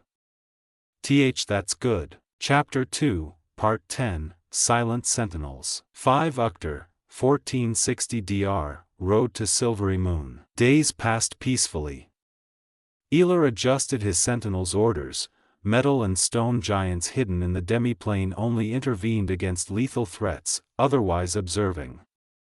Each night, they meticulously updated the mental map they shared with him: campsites, water sources, monster lairs, magically scarred earth. On Silvery Moon's eve, beneath a guardian oak's boughs, Leora checked the silk-wrapped circle. "Tomorrow, real beds," she said, rubbing tired eyes. Gareth grinned, sharpening his axe.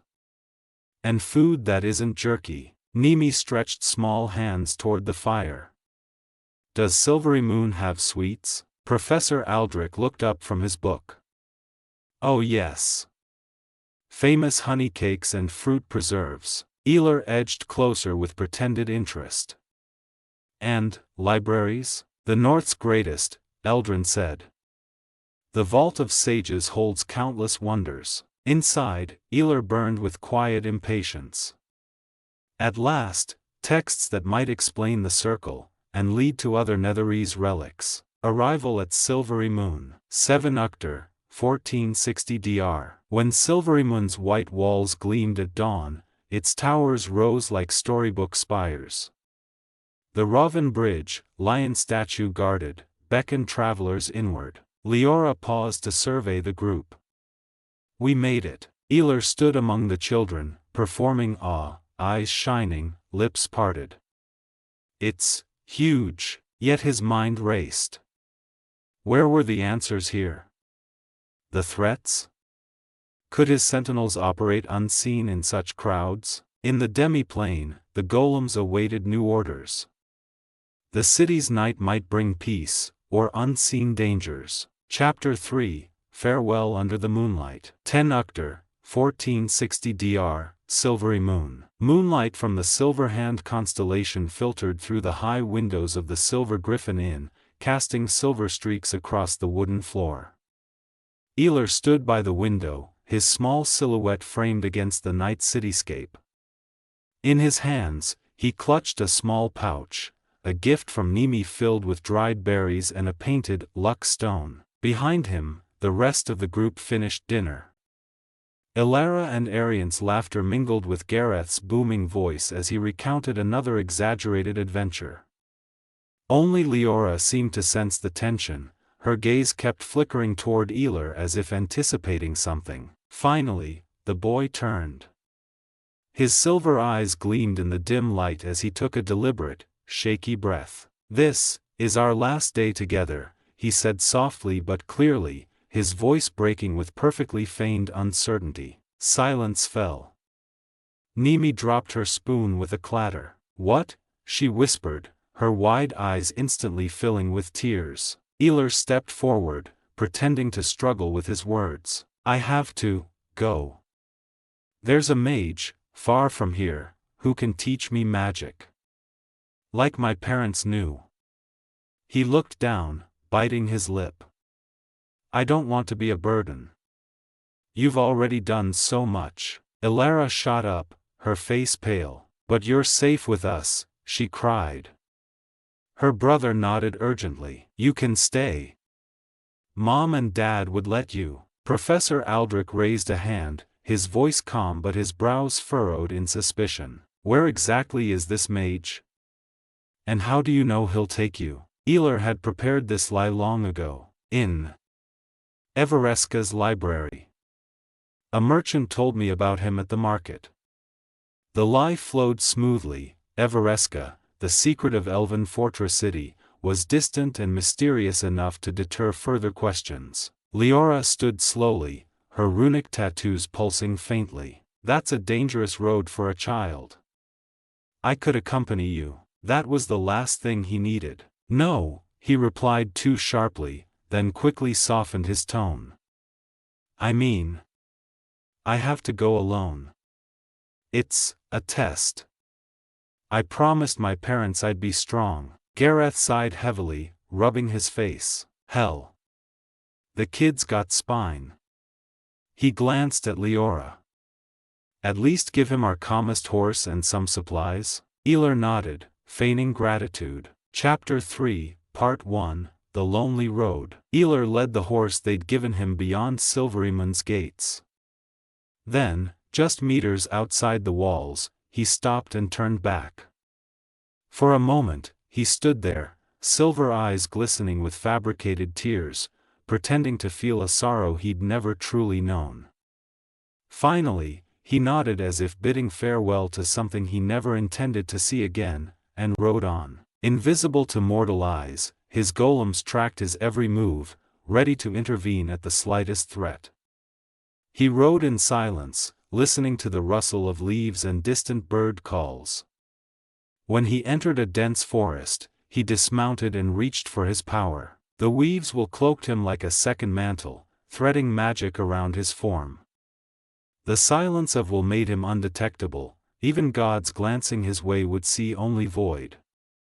The echo of many layers let him scan for pursuers, magical or mundane. When he sensed bandits hidden in the brush, reality overright stunned them and forced answers. Who sent you? He whispered, his voice a wind-carried murmur. The bandits, terrified by their sudden loss of bodily control, babbled about a mysterious mage who'd paid them to track a lone child. Aelar nodded and left them in the ferns, their memories of the last hours temporarily erased. Then he sat under an ancient oak, curling up to fake tears while his true focus locked onto the circle of eons. With a thought, he warded the artifact in a way even the mightiest beings wouldn't detect. The circle's safeguards. First touch, runes flash blue. Second touch, runes burn crimson. Third touch, a blinding radiance erupts, 10-meter radius, and a gray barrier forms. Anyone touching it ages 100 years instantly, fingers wither to bone in seconds. Barrier growth, expands 1 centimeter every 30 days. Once certain he wasn't observed, he remounted and rode on. Chapter 3, Part 2, The Fallen Merchant's New Identity. Aelar raised his hand, and the weaves will enveloped him like an invisible shroud. The silence of will made him undetectable as he opened a portal to his demiplane. Time to work, he murmured, stepping through. For 6 months, the demiplane hummed with magic. Aelar, with a master weaver's precision, crafted his new guise while clockwork constructs, mechanical beings with diamond gears and sapphire eyes, upgraded the golems, weaving fresh layers of power into them. 10 cheese, 1461 dr. Before a great mirror that reflected not just his form but the magical threads surrounding him, Aelar donned a cloak emblazoned with a red crest, scales balancing 2 skulls. The final stitch was sewn, the final rune sealed. Once I wear this, he said, draping the cloak over his shoulders, I'm no longer Aelar. I am the fallen merchant. Let's see what this world offers. He prepared cartography tools, parchment infused with soul ink, a prophet's bone quill. With a gesture, they began mapping locations where his golems had previously operated. Then he turned to the new constructs. Their obsidian armor gleamed, packed crystals pulsing within. His hand rose, and the seals of the invisible notary burned contract terms into reality itself. "You will guard, enforce, and archive," he commanded. The golems bowed silently. The clockworks received upgrade schematics and set to work, diamond fingers flashing with magical formulae. At last, the fallen merchant stepped outside the demi-plane for the first time in half a year. The world seemed larger, brighter, full of possibilities. And dangers. Chapter 3, Part 3, The Auction of Forbidden Treasures. The fallen merchant smiled as the golems finished their report. Their obsidian armor flickered crimson as packed crystals glowed in approval. He traced the embroidered crest on his cloak, scales and skulls, feeling the subtle thrum of magic beneath his fingertips. "You've done well," he murmured, his voice laced with quiet satisfaction. "Now tell me everything: how to enter, what's required." The golems responded instantly, their voices like rustling parchment. The entrance hid behind a map shop in the trade ward, the passphrase, "Shadow of Forgotten Gold."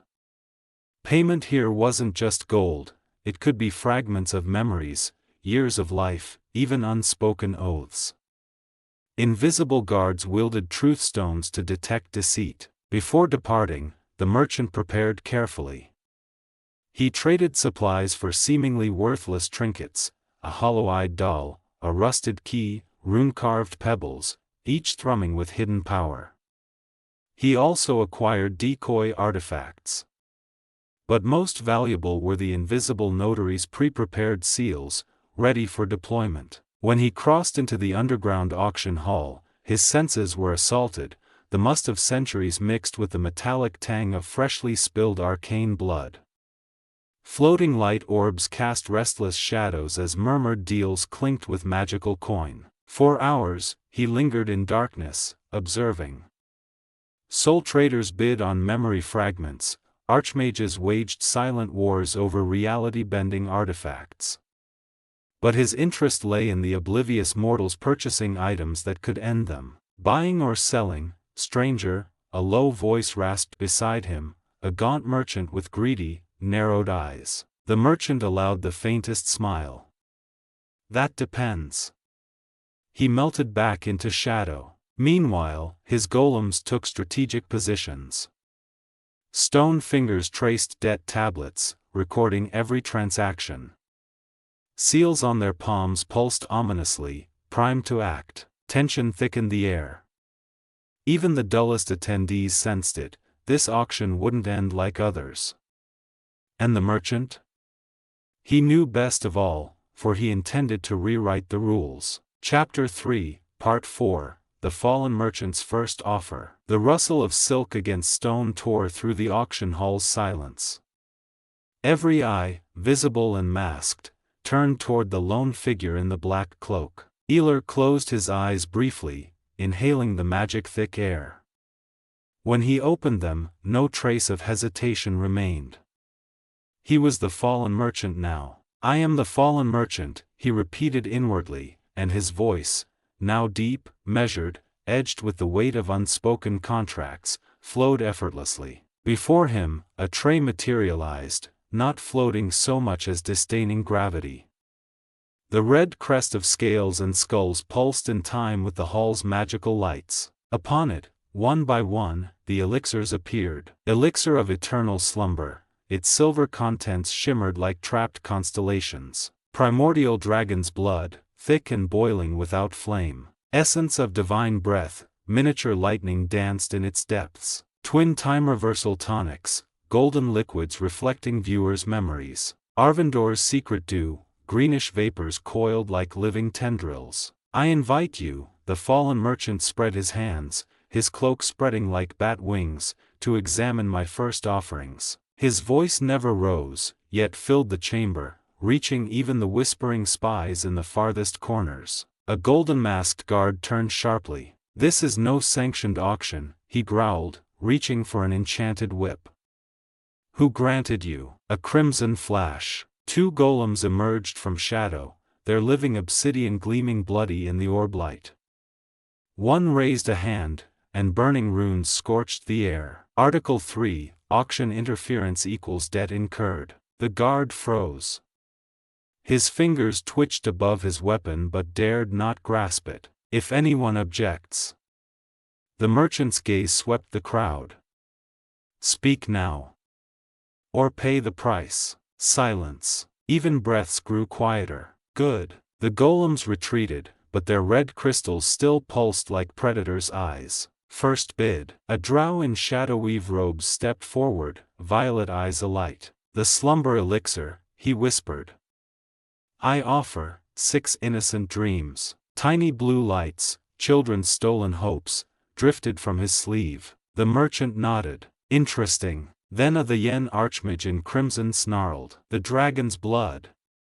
I'll pay 10 years of my youth. He drew a dagger and slit his palm. Amber droplets swirled into a countdown, years draining away. A bone-masked woman pointed to the twin time tonics. Why 2? Her voice cracked like shattered glass. The merchant smiled. Because time enjoys repetition. Then the stone chest, the same one found near Everesca, shuddered on its pedestal. A laugh, thin, cold, and sourceless, cut through the hull. The true auction had just begun. Chapter 3, Part 5, Terms of Transaction. The fallen merchant raised a hand, and the orb lights dimmed as if the very air held its breath. Shadows stretched, casting the hall in sepulchral gloom. His quiet voice carried perfectly. Honored merchants, note well, he traced a finger along the elixirs. Each word landed like a sacred edict.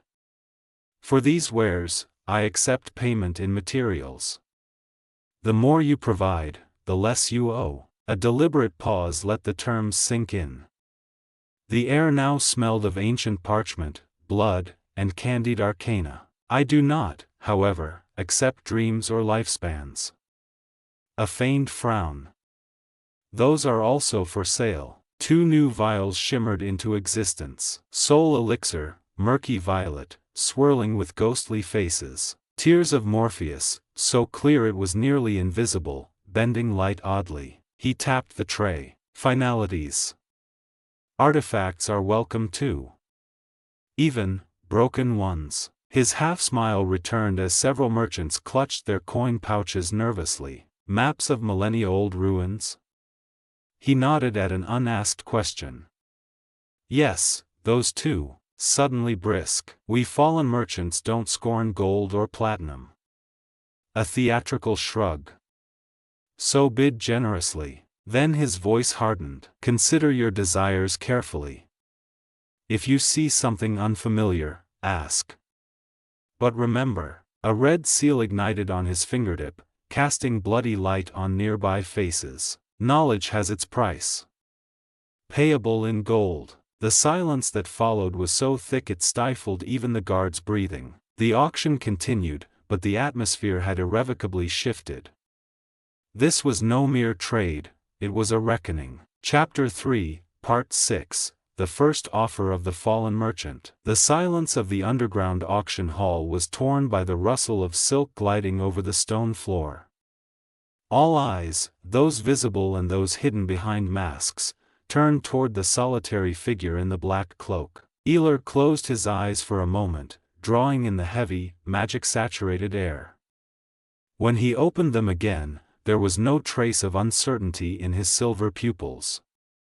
He was the fallen merchant. I am the fallen merchant, he repeated in his mind, and his voice, now low, dignified, laced with the echo of unspoken contracts, flowed effortlessly from his lips. Before him, a tray materialized, not so much floating as outright defying gravity, like a careless ruler ignoring the pleas of his subjects.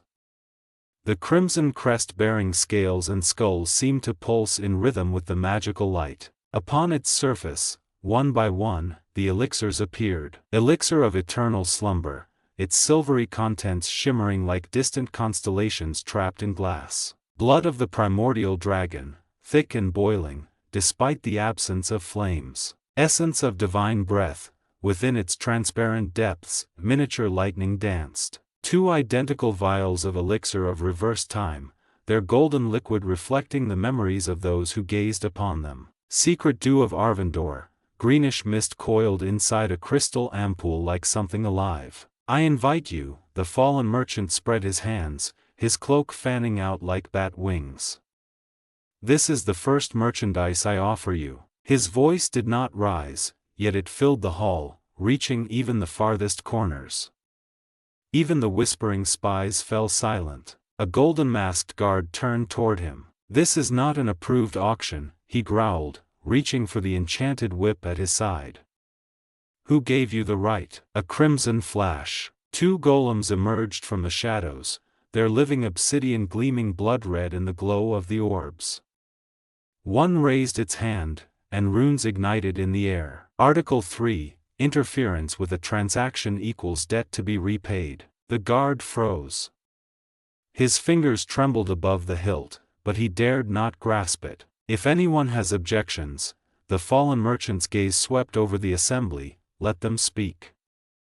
Or let them pay. Silence. Even breaths grew quieter. Good. The golems retreated, but their red crystals still blinked like a predator's eyes. The first offer. From the crowd, a dark elf in a shadow-woven cloak stepped forward. His violet eyes gleamed with greed. The elixir of eternal slumber, he whispered. I offer 6 innocent dreams. Tiny blue lights, children's dreams, plucked from the minds of orphans, drifted from his sleeve. The fallen merchant nodded. Interesting. Then the Yen archmage, his red robes rustling with anger, strode forward. The blood of the primordial dragon, he snarled. I will give you 10 years of my youth. He drew a dagger and slit his palm.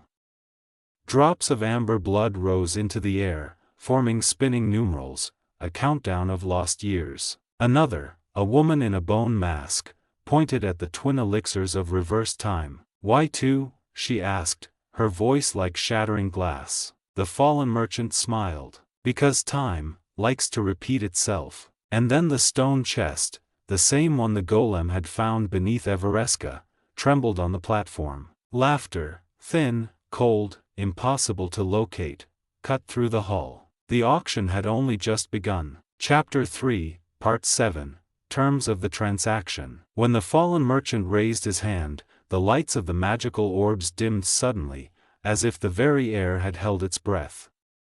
Shadows stretched along the walls, lending the hall a dark, almost sepulchral atmosphere. His voice, though soft, resonated clearly in the newfound silence. Attention, honored buyers, he began, his gaze sweeping over the gathered crowd. Each word left his lips with solemnity, like a sacred incantation. For these goods, I accept payment in materials. The more you give, the less you pay. He paused dramatically, allowing his words to sink in. The air now carried a strange mix of scents, old parchment, the metallic tang of blood, and the sweet note of unknown elixirs. However, he added, his brow creasing in feigned disappointment, I do not accept dreams or years of life. Those are also for sale. Suddenly, 2 new elixirs flickered into existence above the tray.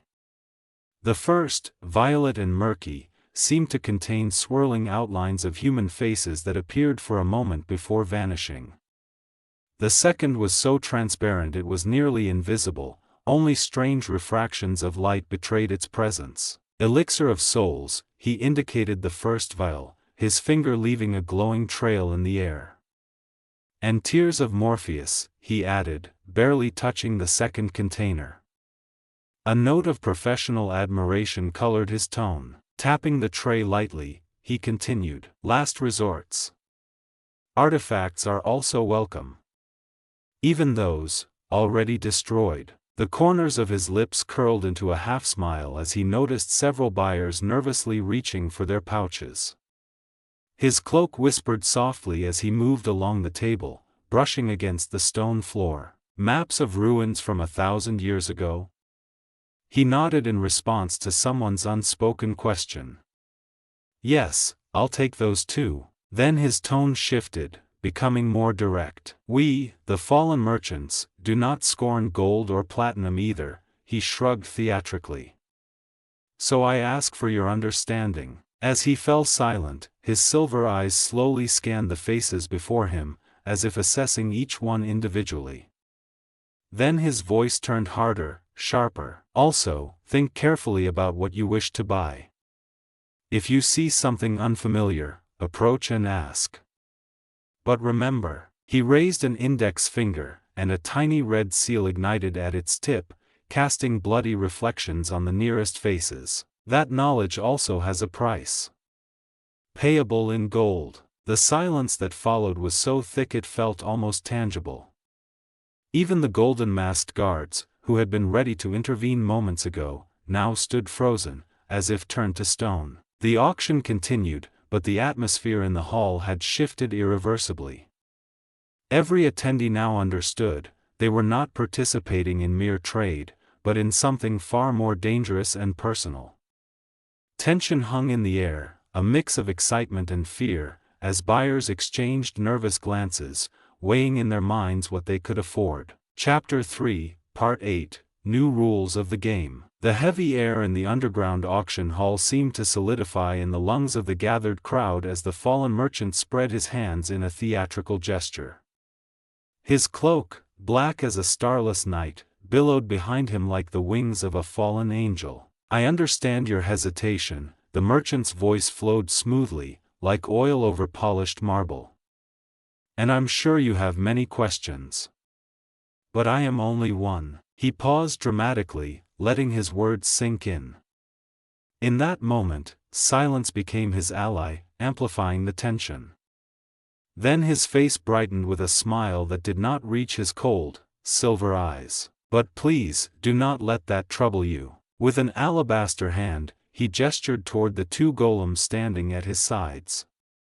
Their obsidian armor gleamed in the light of the magical orbs, and the packed crystals embedded in their chests pulsed with a dark, ruby glow. When he touched one of the constructs, the metal responded with a hollow sound, as if greeting its creator. "Every fallen merchant has their own assistants," he explained, running his fingers over the golem's rough surface.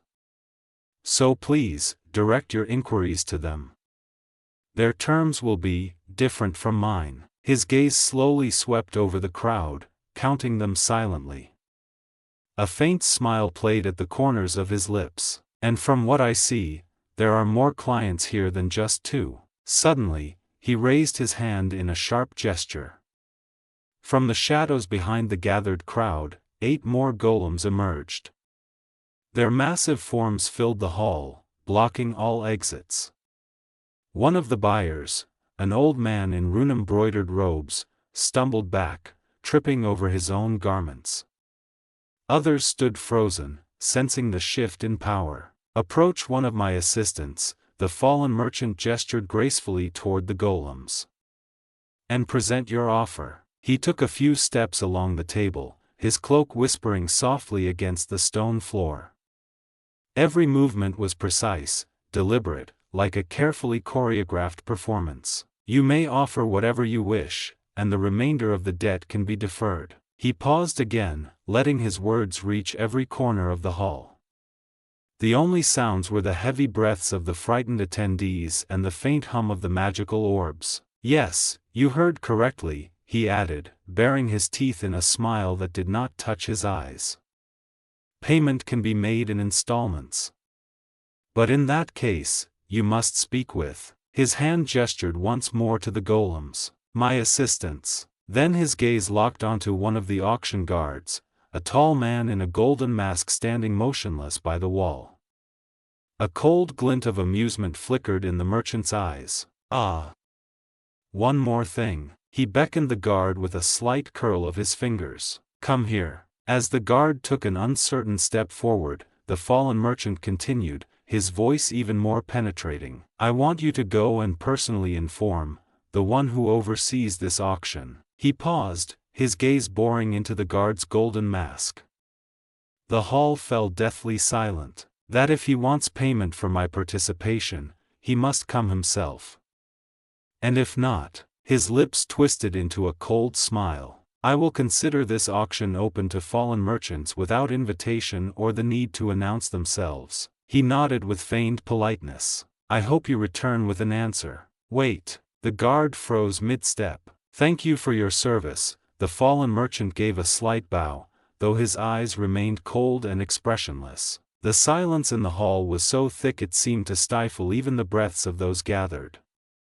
Everyone understood, they were witnessing not just a change in rules, but a takeover of power. The stone chest, still standing on the platform, seemed to emanate a barely perceptible energy. Its presence hung in the air like an unspoken warning. The first bold soul, a young mage with restless eyes, slowly approached one of the golems, his hand trembling over his pouch.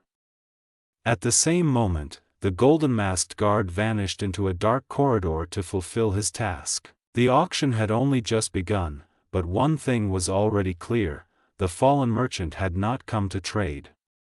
He had come to claim dominion. Chapter 3, Part 9, The Dance of Questions and Offers. The fallen merchant stood like a statue in the dim light of the auction hall, his motionless form a stark contrast to the nervous movement around him. His silver eyes, cold as ice in the kingdom of Luskan, tracked every gesture, every hesitant step of the potential buyers. His hands, clasped at his waist, seemed the only still thing in this whirlwind of uncertainty. The first pair, two the yen mages in scarlet robes, approached the nearest golem with the determination of those who knew what they wanted. The elder, his face scarred by magical burns, reached toward the debt tablet adorning the construct's chest. "Question, price of the tears of Morpheus," he growled, a faint tremor of unease in his voice. The golem reacted instantly. Its fingers, tipped with seals of the invisible notary, ignited the air, tracing swirling runes that formed a strange contract. The mages exchanged a quick glance, their eyes widening at the terms. Meanwhile, a group of merchants from Kalimport, clad in silk the color of desert sand, hesitated uncertainly. Their gaze darted between the imposing figure of the fallen merchant and his stone sentinels. Finally, the youngest of them, his hands damp with sweat, dared to approach the merchant himself. "My lord," he began, swallowing hard. Could the elixir of souls possibly? The fallen merchant arched a brow, his lips curling into a smile as thin as a dagger's edge. Barely visible, yet enough to chill the young merchant's blood. "My assistants handle basic inquiries," he murmured, gesturing gracefully toward the golems. "Let us save your time." The young man retreated hastily, nearly tripping over his own robes, his face flushing with humiliation and fear. In the darkest corner of the hall stood a lone figure in a cloak woven from shadows. It did not approach the merchant or his guards, yet the fallen merchant sensed its presence with the same certainty a wolf scents blood. This was no ordinary mortal. The stone chest, the same one that had appeared earlier, stood to the side, emanating a barely perceptible energy. Its surface seemed to absorb light while pulsing with its own strange rhythm. Was it drawing these most intriguing clients?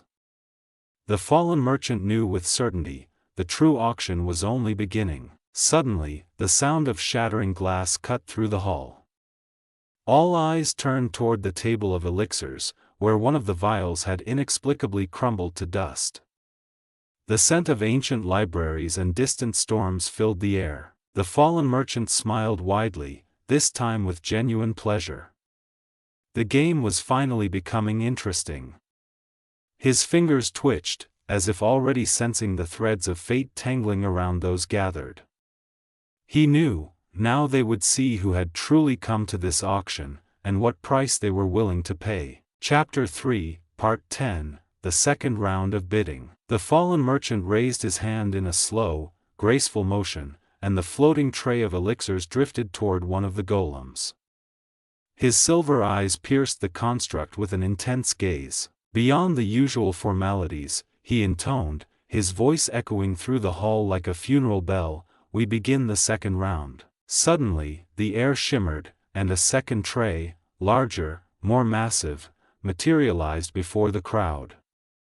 Forged from dark metal that devoured light, its surface bore an array of talismans, each radiating a different kind of magical energy. The fallen merchant pointed to them with a finger wrapped in crimson runes. The whispering stone, an irregular crystal, its depths swirling with shadows of long-forgotten words. The pearl of silent mind, a milky gem pulsing in rhythm with the breaths of those nearby. The mask of the nameless, semi-transparent, as if woven from mist and memories. The rune of will, a flat stone covered in shifting, liquid sigils. The weave master's stone, a dark mass containing an entire sky of stars moving at unnatural speed. How might I, the fallen merchant began, walking along the table, capture the attention of those who covet talismans? His hand brushed the pearl of silent mind, and the hall fell into sudden silence, literal silence, as if all sound had been sucked into the magical artifact. Terms of sale, he continued, his voice carrying effortlessly despite its softness,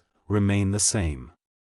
Pay with what you have, and if it is not enough, you may pay the rest, later. He gestured toward the golems, standing motionless, their packed crystals flickering red. But, he added, his smile widening, this time, we are selling more than objects.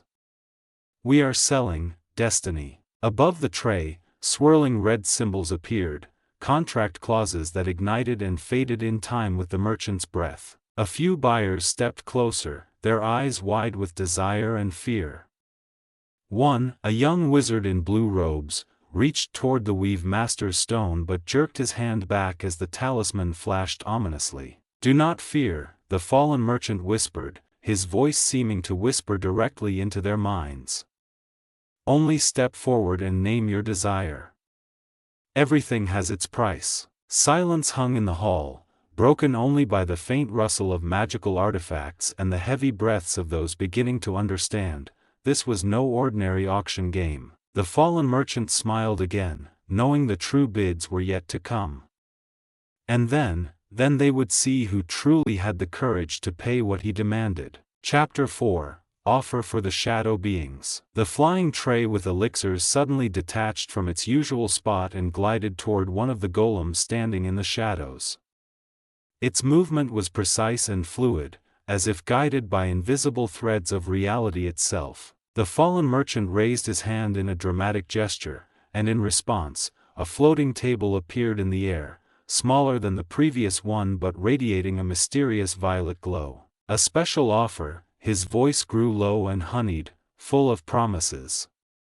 For those who prefer to operate in shadows and illusions. His silver eyes pierced the room, scanning every person attempting to conceal their presence. I speak to you, beautiful and mysterious ladies. He gestured toward a previously invisible woman in a cloak woven from mist, who suddenly became visible, her face unveiled in the glow of the magical table. And to you, handsome gentlemen who have chosen the path of shadow, he added, his gaze shifting toward a man whose outline had just materialized from the darkness. On the table, objects appeared that seemed to breathe with the magic of concealment and deception. Staff of illusion, topped with a crystal reflecting thousands of false faces. Cloak of shadows, fabric darker than night, absorbing light within a few centimeters. Cloak of illusion, shimmering with 1,000 colors, altering appearance depending on the viewing angle. Cloak of life, delicate as spider silk, yet exuding an aura of ancient power.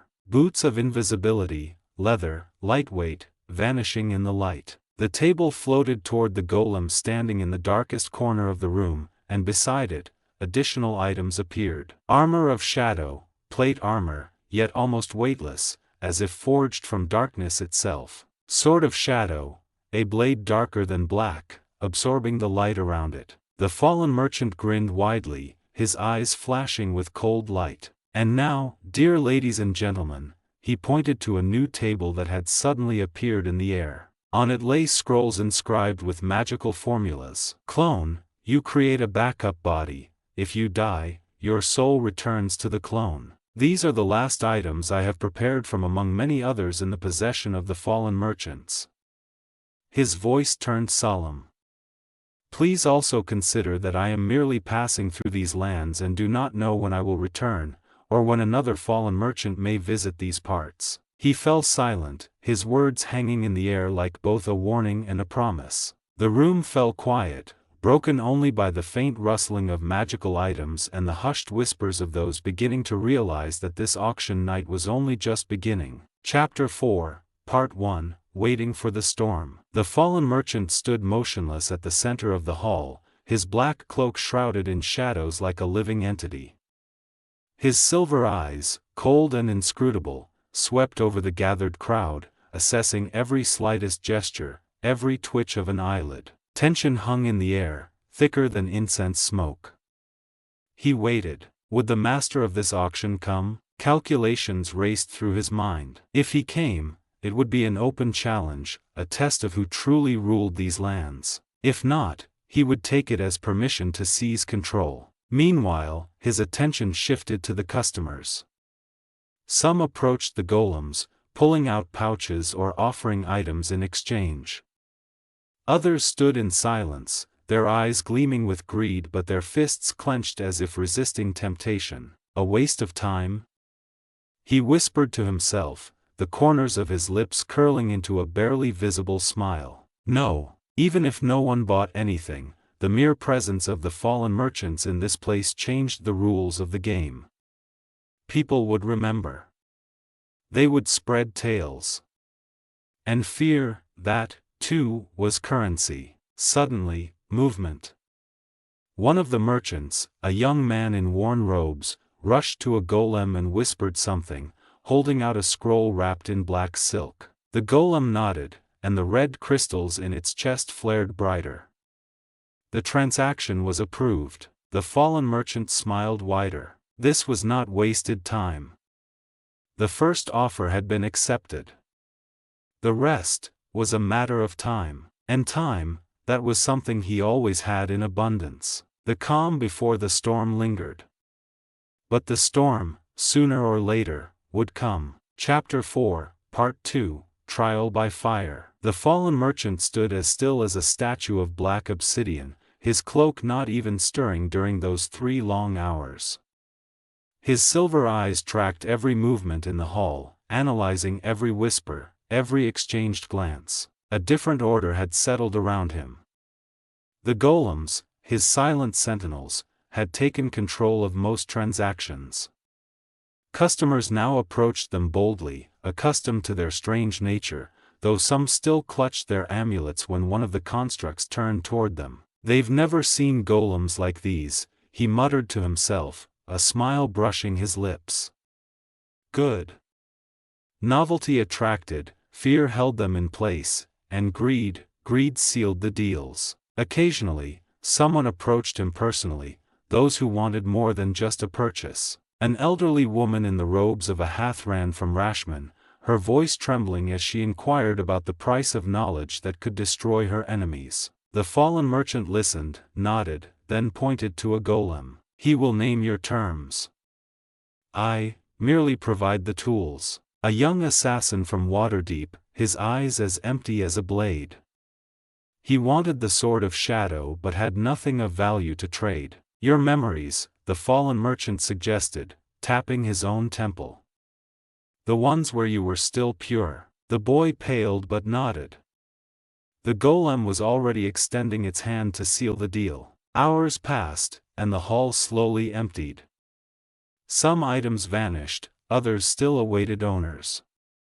The stone chest remained motionless in the shadows, as if observing everything unseen. Finally, movement. The golden-masked guard returned, his footsteps loud on the stone floor. He stopped before the fallen merchant, lifted his chin, and growled, "My master will not come." A pause. The air froze. "He says you may sell. But remember, this is still his territory." The fallen merchant spread his hands in a gesture of false humility, but his eyes gleamed with cold triumph. "Of course," he replied in a voice that could freeze fire. "Thank him for his hospitality." He nodded to the golems, and they immediately began gathering the remaining items. The auction was over. But the war? It had only just begun. The fallen merchant knew this was only the first battle. Someone had sent a guard instead of coming himself. That was a mistake. And mistakes always came with a price. Chapter 4, Part 3, In the Shadow of Cities. As the auction concluded, the fallen merchant nodded, and his golems, as if sensing his will, began to vanish, dissolving into the air like morning mist. They disappeared as mysteriously as they had arrived, leaving behind only silence and empty spaces where they had once stood. The fallen merchant bowed deeply, his cloak spreading like bat wings, his voice smooth and resonant despite not raising it. "Thank you for your attention, honored guests. Until we meet, next time." And he left, his steps measured and sure, not looking back. The golems, though invisible, remained vigilant. Their watchful sensors recorded every whisper, every glance cast toward their master. If anyone tried to follow him, the golems would swiftly guide them to a suitable place, quiet, abandoned, where no one would hear their screams. But no one followed the fallen merchant. He exited calmly through the gate, walked through the city, then took the southern road toward the mountains. He did not hurry, did not glance nervously over his shoulder.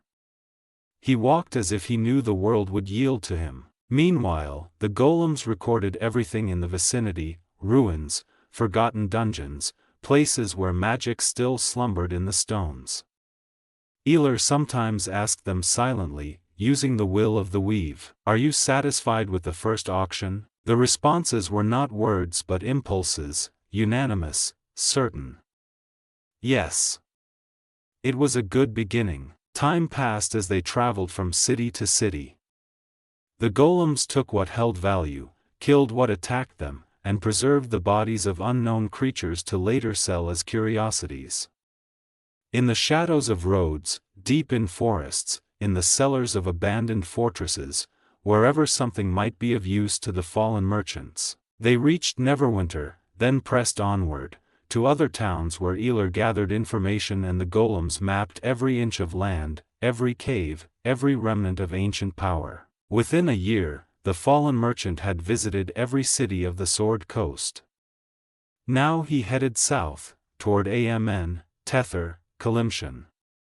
There, too, they would see him, the black cloak, the red crest, the silver eyes that never blinked. The auction had been only the beginning. The true trade had only just started. Chapter 4, Part 4, 3 Years in the Shadows, 1461 to 1464 dr. 1461, Year of the Burning Blade, dr. The fallen merchant crossed the gates of Kondath for the first time.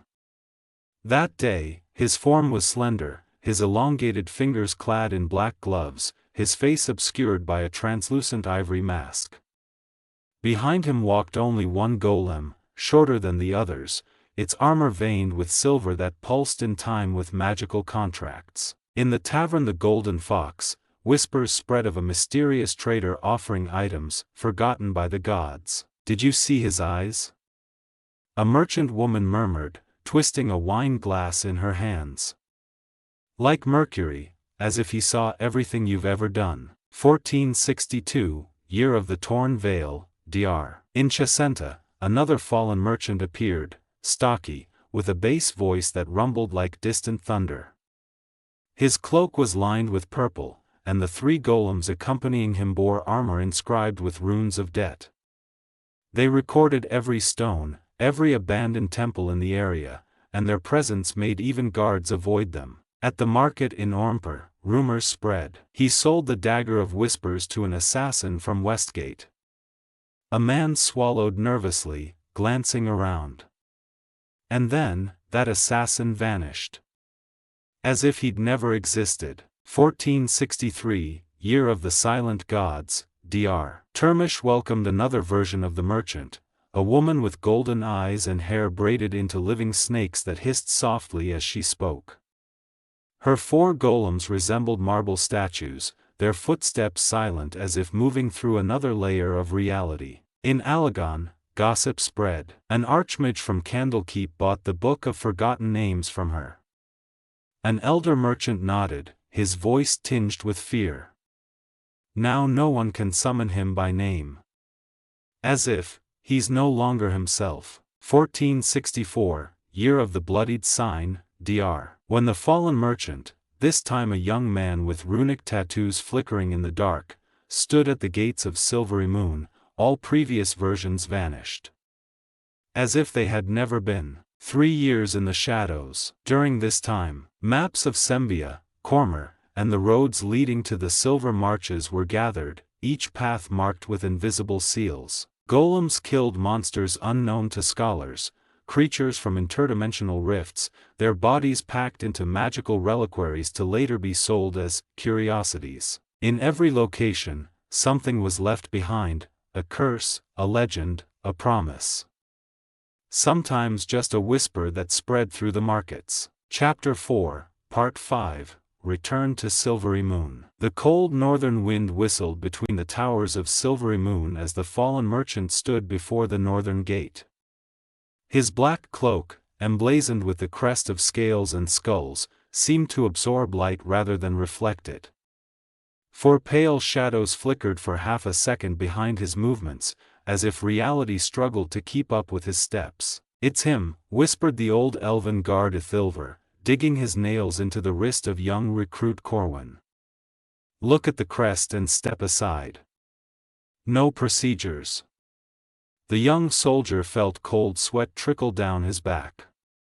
In the elf's eyes, he saw something human pupils could not comprehend, the truth of the being in the black cloak. At the marketplace, the scent of dried herbs mingled with fear. Meloa, a merchant from Deepwater, held her breath as the black figure stopped before her stall. "Salt, venison from Moonwood, and this," she stammered, handing over a small pouch of blue powder. "Dream mist. Only 4 special clients." The fallen merchant took the pouch, carefully avoiding contact with her trembling fingers. "Your daughter will return unharmed from the woods today," he said, leaving twice the gold required. Only when his figure vanished into the crowd did Meloa realize, she had never mentioned a daughter. In Durgal Stonemar's forge, the air trembled with heat. The dwarf spat into the fire as soon as he saw the hides laid on his anvil. The flames hissed blood-red. "These are from Umberlee's maw," he snarled, disbelief thick in his voice. "How in the 9 hells did a walking corpse get these?" His massive hammer struck the anvil with a sound like a funeral bell when he saw the payment left behind, not just mithril, but a chunk of true adamantine the size of his work-cracked hand. Meanwhile, in the Shadow District, 2 golems began their work. The first took the form of a beggar outside an abandoned temple, its ledger of debts flickering with invisible runes, recording every passerby.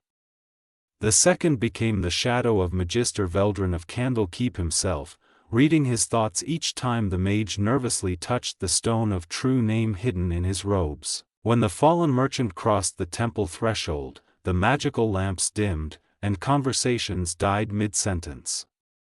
Veldrin recoiled, his experienced eyes instantly recognizing the chest. That's from the plane of negative energy." He choked out, his voice suddenly hoarse. One of the guards, a young magic initiate, lunged forward with a cry, "Stop him!"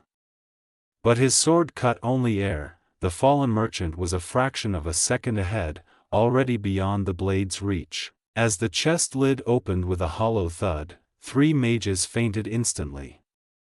Inside lay Veldrin's first name, carved onto a demon's rib, a clock made of human teeth, ticking backward, an eye of Baal, pulsing in a jar filled with darkness. The fallen merchant extended his hand, and bloody seals ignited in the air, burning new contract terms into the very fabric of reality. "The game has changed," he said in a voice neither loud nor soft, yet filling the entire hall.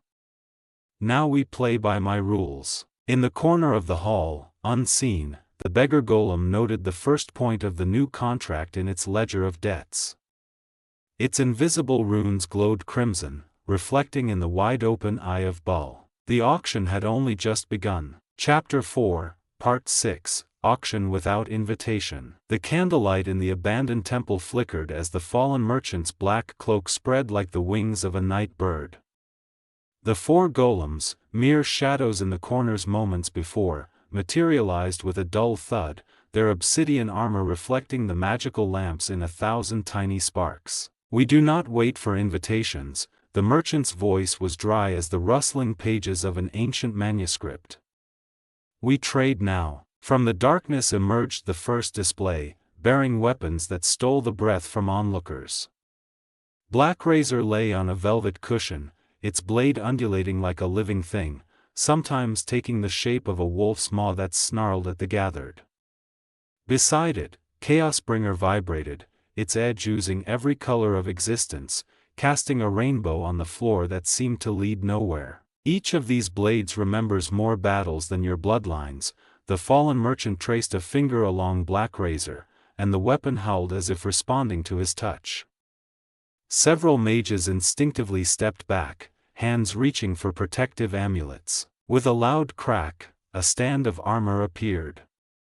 The armor of invulnerability gleamed flawlessly, though its surface reflected long-forgotten battles, as if the metal remembered every fight it had witnessed. Beside it, the celestial aegis shimmered faintly, its mirrored surface displaying constellations that had not existed for millennia. An elderly archmage from Candlekeep, Magister Orville, swayed on his feet, his voice trembling. These are artifacts from legends." "It's impossible." The fallen merchant smiled for the first time that night, his teeth too white, too sharp in the candlelight. "Legends are merely unwritten contracts, mage. Bidding is open." With a thunderous boom, a table of scrolls erupted from the floor. The scroll of Spellstorm writhed in its case like a living thing, occasionally thumping against the wooden walls. Beside it, the scroll of Mass True Resurrection smelled of resin and something else, pure, mountain air from centuries past, before human feet had tainted those trails. A young mage, Therion, whose hands shook with excitement, stepped forward. "What if we want something not here? Something special?" The fallen merchant did not answer immediately. His gaze shifted to the nearest golem, whose eyes suddenly burned crimson. "Ask," he finally replied, his voice echoing in every corner despite not rising. "We have more. We will find anything, for the right price." A silence thicker than morning swamp fog settled over the room. Every attendee understood the unspoken rules. Destroyed artifacts had value here. The price was always negotiable. The 4 golems watched everyone, their ledgers of debt ready to record new contracts. The first to dare was a woman in a shadow-woven cloak. As her hand reached for Blackrazor, a bloody seal ignited in the air, and the golem's voice rasped like a quill on parchment. "First term, 3 childhood memories. Second term, the right to your last word." The trading had begun. The fallen merchant stood motionless, watching fear and greed dance in the eyes of the gathered, the cold sweat on the brows of those hesitating at such high prices. "Remember," he whispered, his words stabbing into minds like daggers. "We do not sell objects. We sell destiny." In the corner, the scroll of clone twitched violently, the human hair wrapped around it tightening as if something within had awakened at those words. At the same moment, every candle in the temple trembled, casting shadows that briefly took the shapes of long-dead owners of these artifacts. The auction lasted until dawn. When the last bold souls left the temple, the fallen merchant remained alone with his golems and new debts to collect. His cloak became a living shadow as he stepped into the morning light, leaving behind only a whisper. Until we meet, at the next transaction. Chapter 4, Part 7, Return to the Silver Griffin. 10 Uctor, 1464 dr, Silvery Moon. The cold northern wind brushed the streets of Silvery Moon, carrying the scent of hearthwood and distant mountains. The fallen merchant walked slowly, his black cloak with the crest of scales and skulls nearly blending into the evening shadows. Though years had passed, the city still pulsed with the same life, the bustle of markets, bard songs, and the ring of smiths' hammers. But something was amiss. The will of the weave, which usually flowed through him like a second blood, now resisted, as if the threads of reality he sought to manipulate were too slippery, too human. It's because of that place, he thought, clenching his fists. That damned silver griffin. Suddenly, the echo of the multilayer trembled, showing him a scene from years past. You promise you'll come back? Nimi asked, her small fingers clutching his hand. In 10 years, he lied, knowing he would never return. Never. At that moment, the silence of will shattered, for a fraction of a second, but long enough for someone to notice. An old woman in a tattered cloak, sitting by a dead fire, lifted her head. I see you, Weaver, she whispered, her voice devoid of fear. Only sorrow. The fallen merchant froze. I should kill her, he thought. Erase her. Wipe her from existence. But he didn't, because in her eyes, he saw the same thing he had seen in Nimi's, hope that had no right to exist. Not in his world. Don't look at me, he growled, his voice too sharp, too human. The woman smiled as if she knew something he couldn't comprehend. Too late, she murmured. I've already seen. Aelar frowned. That's unfortunate, he said, his words hanging like a warning. A moment later, he added, his voice smooth and cold as ice. I don't like being toyed with. In that same second, reality around the woman trembled. She understood. She understood that this wasn't a threat, it was a sentence. She felt herself unraveling across all layers of existence. She was a plaything in Aelar's hands. She couldn't escape, couldn't move, only watch and feel her inevitable annihilation. Her lips trembled as she tried to speak, but no sound came. Her eyes pleaded, hope that if she surrendered, if she served, she might save some part of herself. The fallen merchant watched with cold indifference. Your choice, he whispered. Die, or serve. The woman cowered, and in her eyes flickered a spark, not of hope, but submission. She understood there was no other path. And in that moment, the unraveling stopped, on the edge of pain and relief, between being and nothingness. The fallen merchant nodded. Good. He walked away, leaving her trembling in the shadows, knowing she was now a tool. And the wind carried her faint whisper, I will serve. But he was no longer listening, because the fallen merchant never looked back. Never. Chapter 4, Part 10. So who are you? The fallen merchant looked at the kneeling woman, and in his silver eyes flickered something more than anger, something like understanding. Stand, he finally said, his voice losing its cold, inhuman edge. It sounded weary. The woman lifted her head, uncertain. A moment has passed, the fallen merchant added, the corner of his mouth twitching in what might have been an attempt at a smile. Was that what you expected? Certainly not death. The woman rose slowly, her old bones creaking in the cold air. You chose life, he continued, watching her. Though I suspect you're tired of it.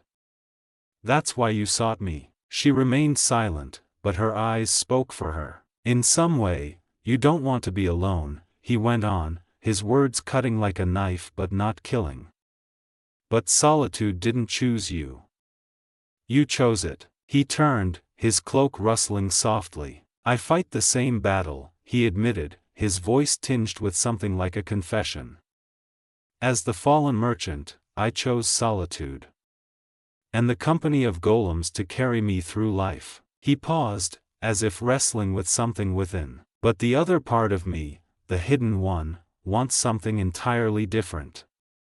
It wants to be just a man. The woman sighed, and in her voice was something like pity. The fallen merchant smiled bitterly. Strength is just another form of loneliness. Is that why you sought death? He asked softly. Because you don't want this loneliness? The woman clenched her eyelids, as if holding back tears. You can have secrets, he said. Even the ones you can't speak.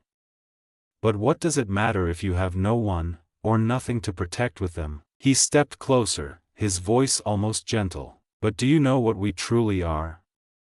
With all this power, these secrets, this knowledge? We are cowards. The woman looked up, and in her eyes flickered a spark, not of fear, but recognition. Like you, she whispered. I am all of this, and nothing at all. The fallen merchant smiled wider. You still don't understand, he said. That's what you think. No one told you that. You convinced yourself, alone. He fell silent, then added, so I'll give you a choice. Or rather, you should give yourself a chance for something else. Something that lets you see a reality entirely unlike your norm, your routine. His eyes gleamed. You could become a fallen merchant. Do what I do. See how those we call weak fight not to be alone. You'll meet groups who protect others and those who seek power, thinking objects will grant it. You'll see the world, traveling city to city. You'll be part of it all. He nodded toward his golems, and they'll help you. As they help me. Because they have their own purpose in this. He frowned, as if weighing his next words. Unless, you'd rather have your own golems. With rules different from mine. I can make them for you. He stepped back, his face unreadable again. So who are you? Strength? Loneliness? Cowardice? Or something more? He smiled slightly. Don't fear the choice you make. Be like the golems, accept the new rules you set for yourself. They had no choice. You do. His voice softened, almost warm, but I hope they'll become something more. That they will. They work hard for it. And if they choose to stay, they will. As fallen merchants, like me. Or as something else. Because each is different. Each has learned something different. I only gave them the chance to exist further. He lowered his gaze. But you're not a golem. You have a choice. You always did. So I'll adapt to your decision. He looked her in the eye. Do you want to remain alone, or not? The woman was silent for a long time, but something in her eyes changed. The fallen merchant tilted his head, his silver eyes catching the last rays of the setting sun. The voice that now emerged from behind the mask sounded entirely different, warmer, more human. I speak to you as the fallen merchant, he began, slowly removing the black mask. And you know me as the fallen merchant. But I am also Aelar. His unmasked face seemed younger, less marked by centuries of solitude. A man. That is my balance between solitude and something else. He extended a hand in a gesture that might have been an invitation or an apology. You, too, can create such a balance. His fingers twitched faintly. Or become part of mine. You can be whoever you wish, human, elf, as long as, for a moment, you feel something different. The wind blew between them, carrying the scent of salt from a distant port. The golems melted into the shadows, as if understanding this conversation required privacy. So, the fallen merchant replaced his mask, his voice once more alien but still carrying a softness. When you decide, let me know. I'll know if you do, that can't be hidden. A smile was audible even through the dark fabric. Just tell me in what form you wish to do it. He traced the edge of his cloak, where the crest of scales gleamed in the moonlight. When I am the fallen merchant, he nodded toward the golems, and when I remove the mask. His hand brushed his own face. I am someone else. Those who meet me unmasked don't know who I am. And their smiles, their words. He hesitated. Were genuine. I don't know if they changed. If I changed. He turned toward the abandoned street but paused one last time. It's not yet time to return to Silvery Moon. I'll be there on 10 October, 1470 Doctor at the Silver Griffin. His voice grew quieter. And there. I'll be just a man. A mage. He turned his head to look at the woman one last time. When you decide, become someone else. Maybe who you truly are. Or who you wish to be. But, he raised a warning hand, hide your power then. Those without strength will only fear you. And that's the last thing you'd want. And he walked away, his black cloak merging with the shadows like a living thing, leaving the woman alone with her thoughts and a choice that hung in the air heavier than any weapon.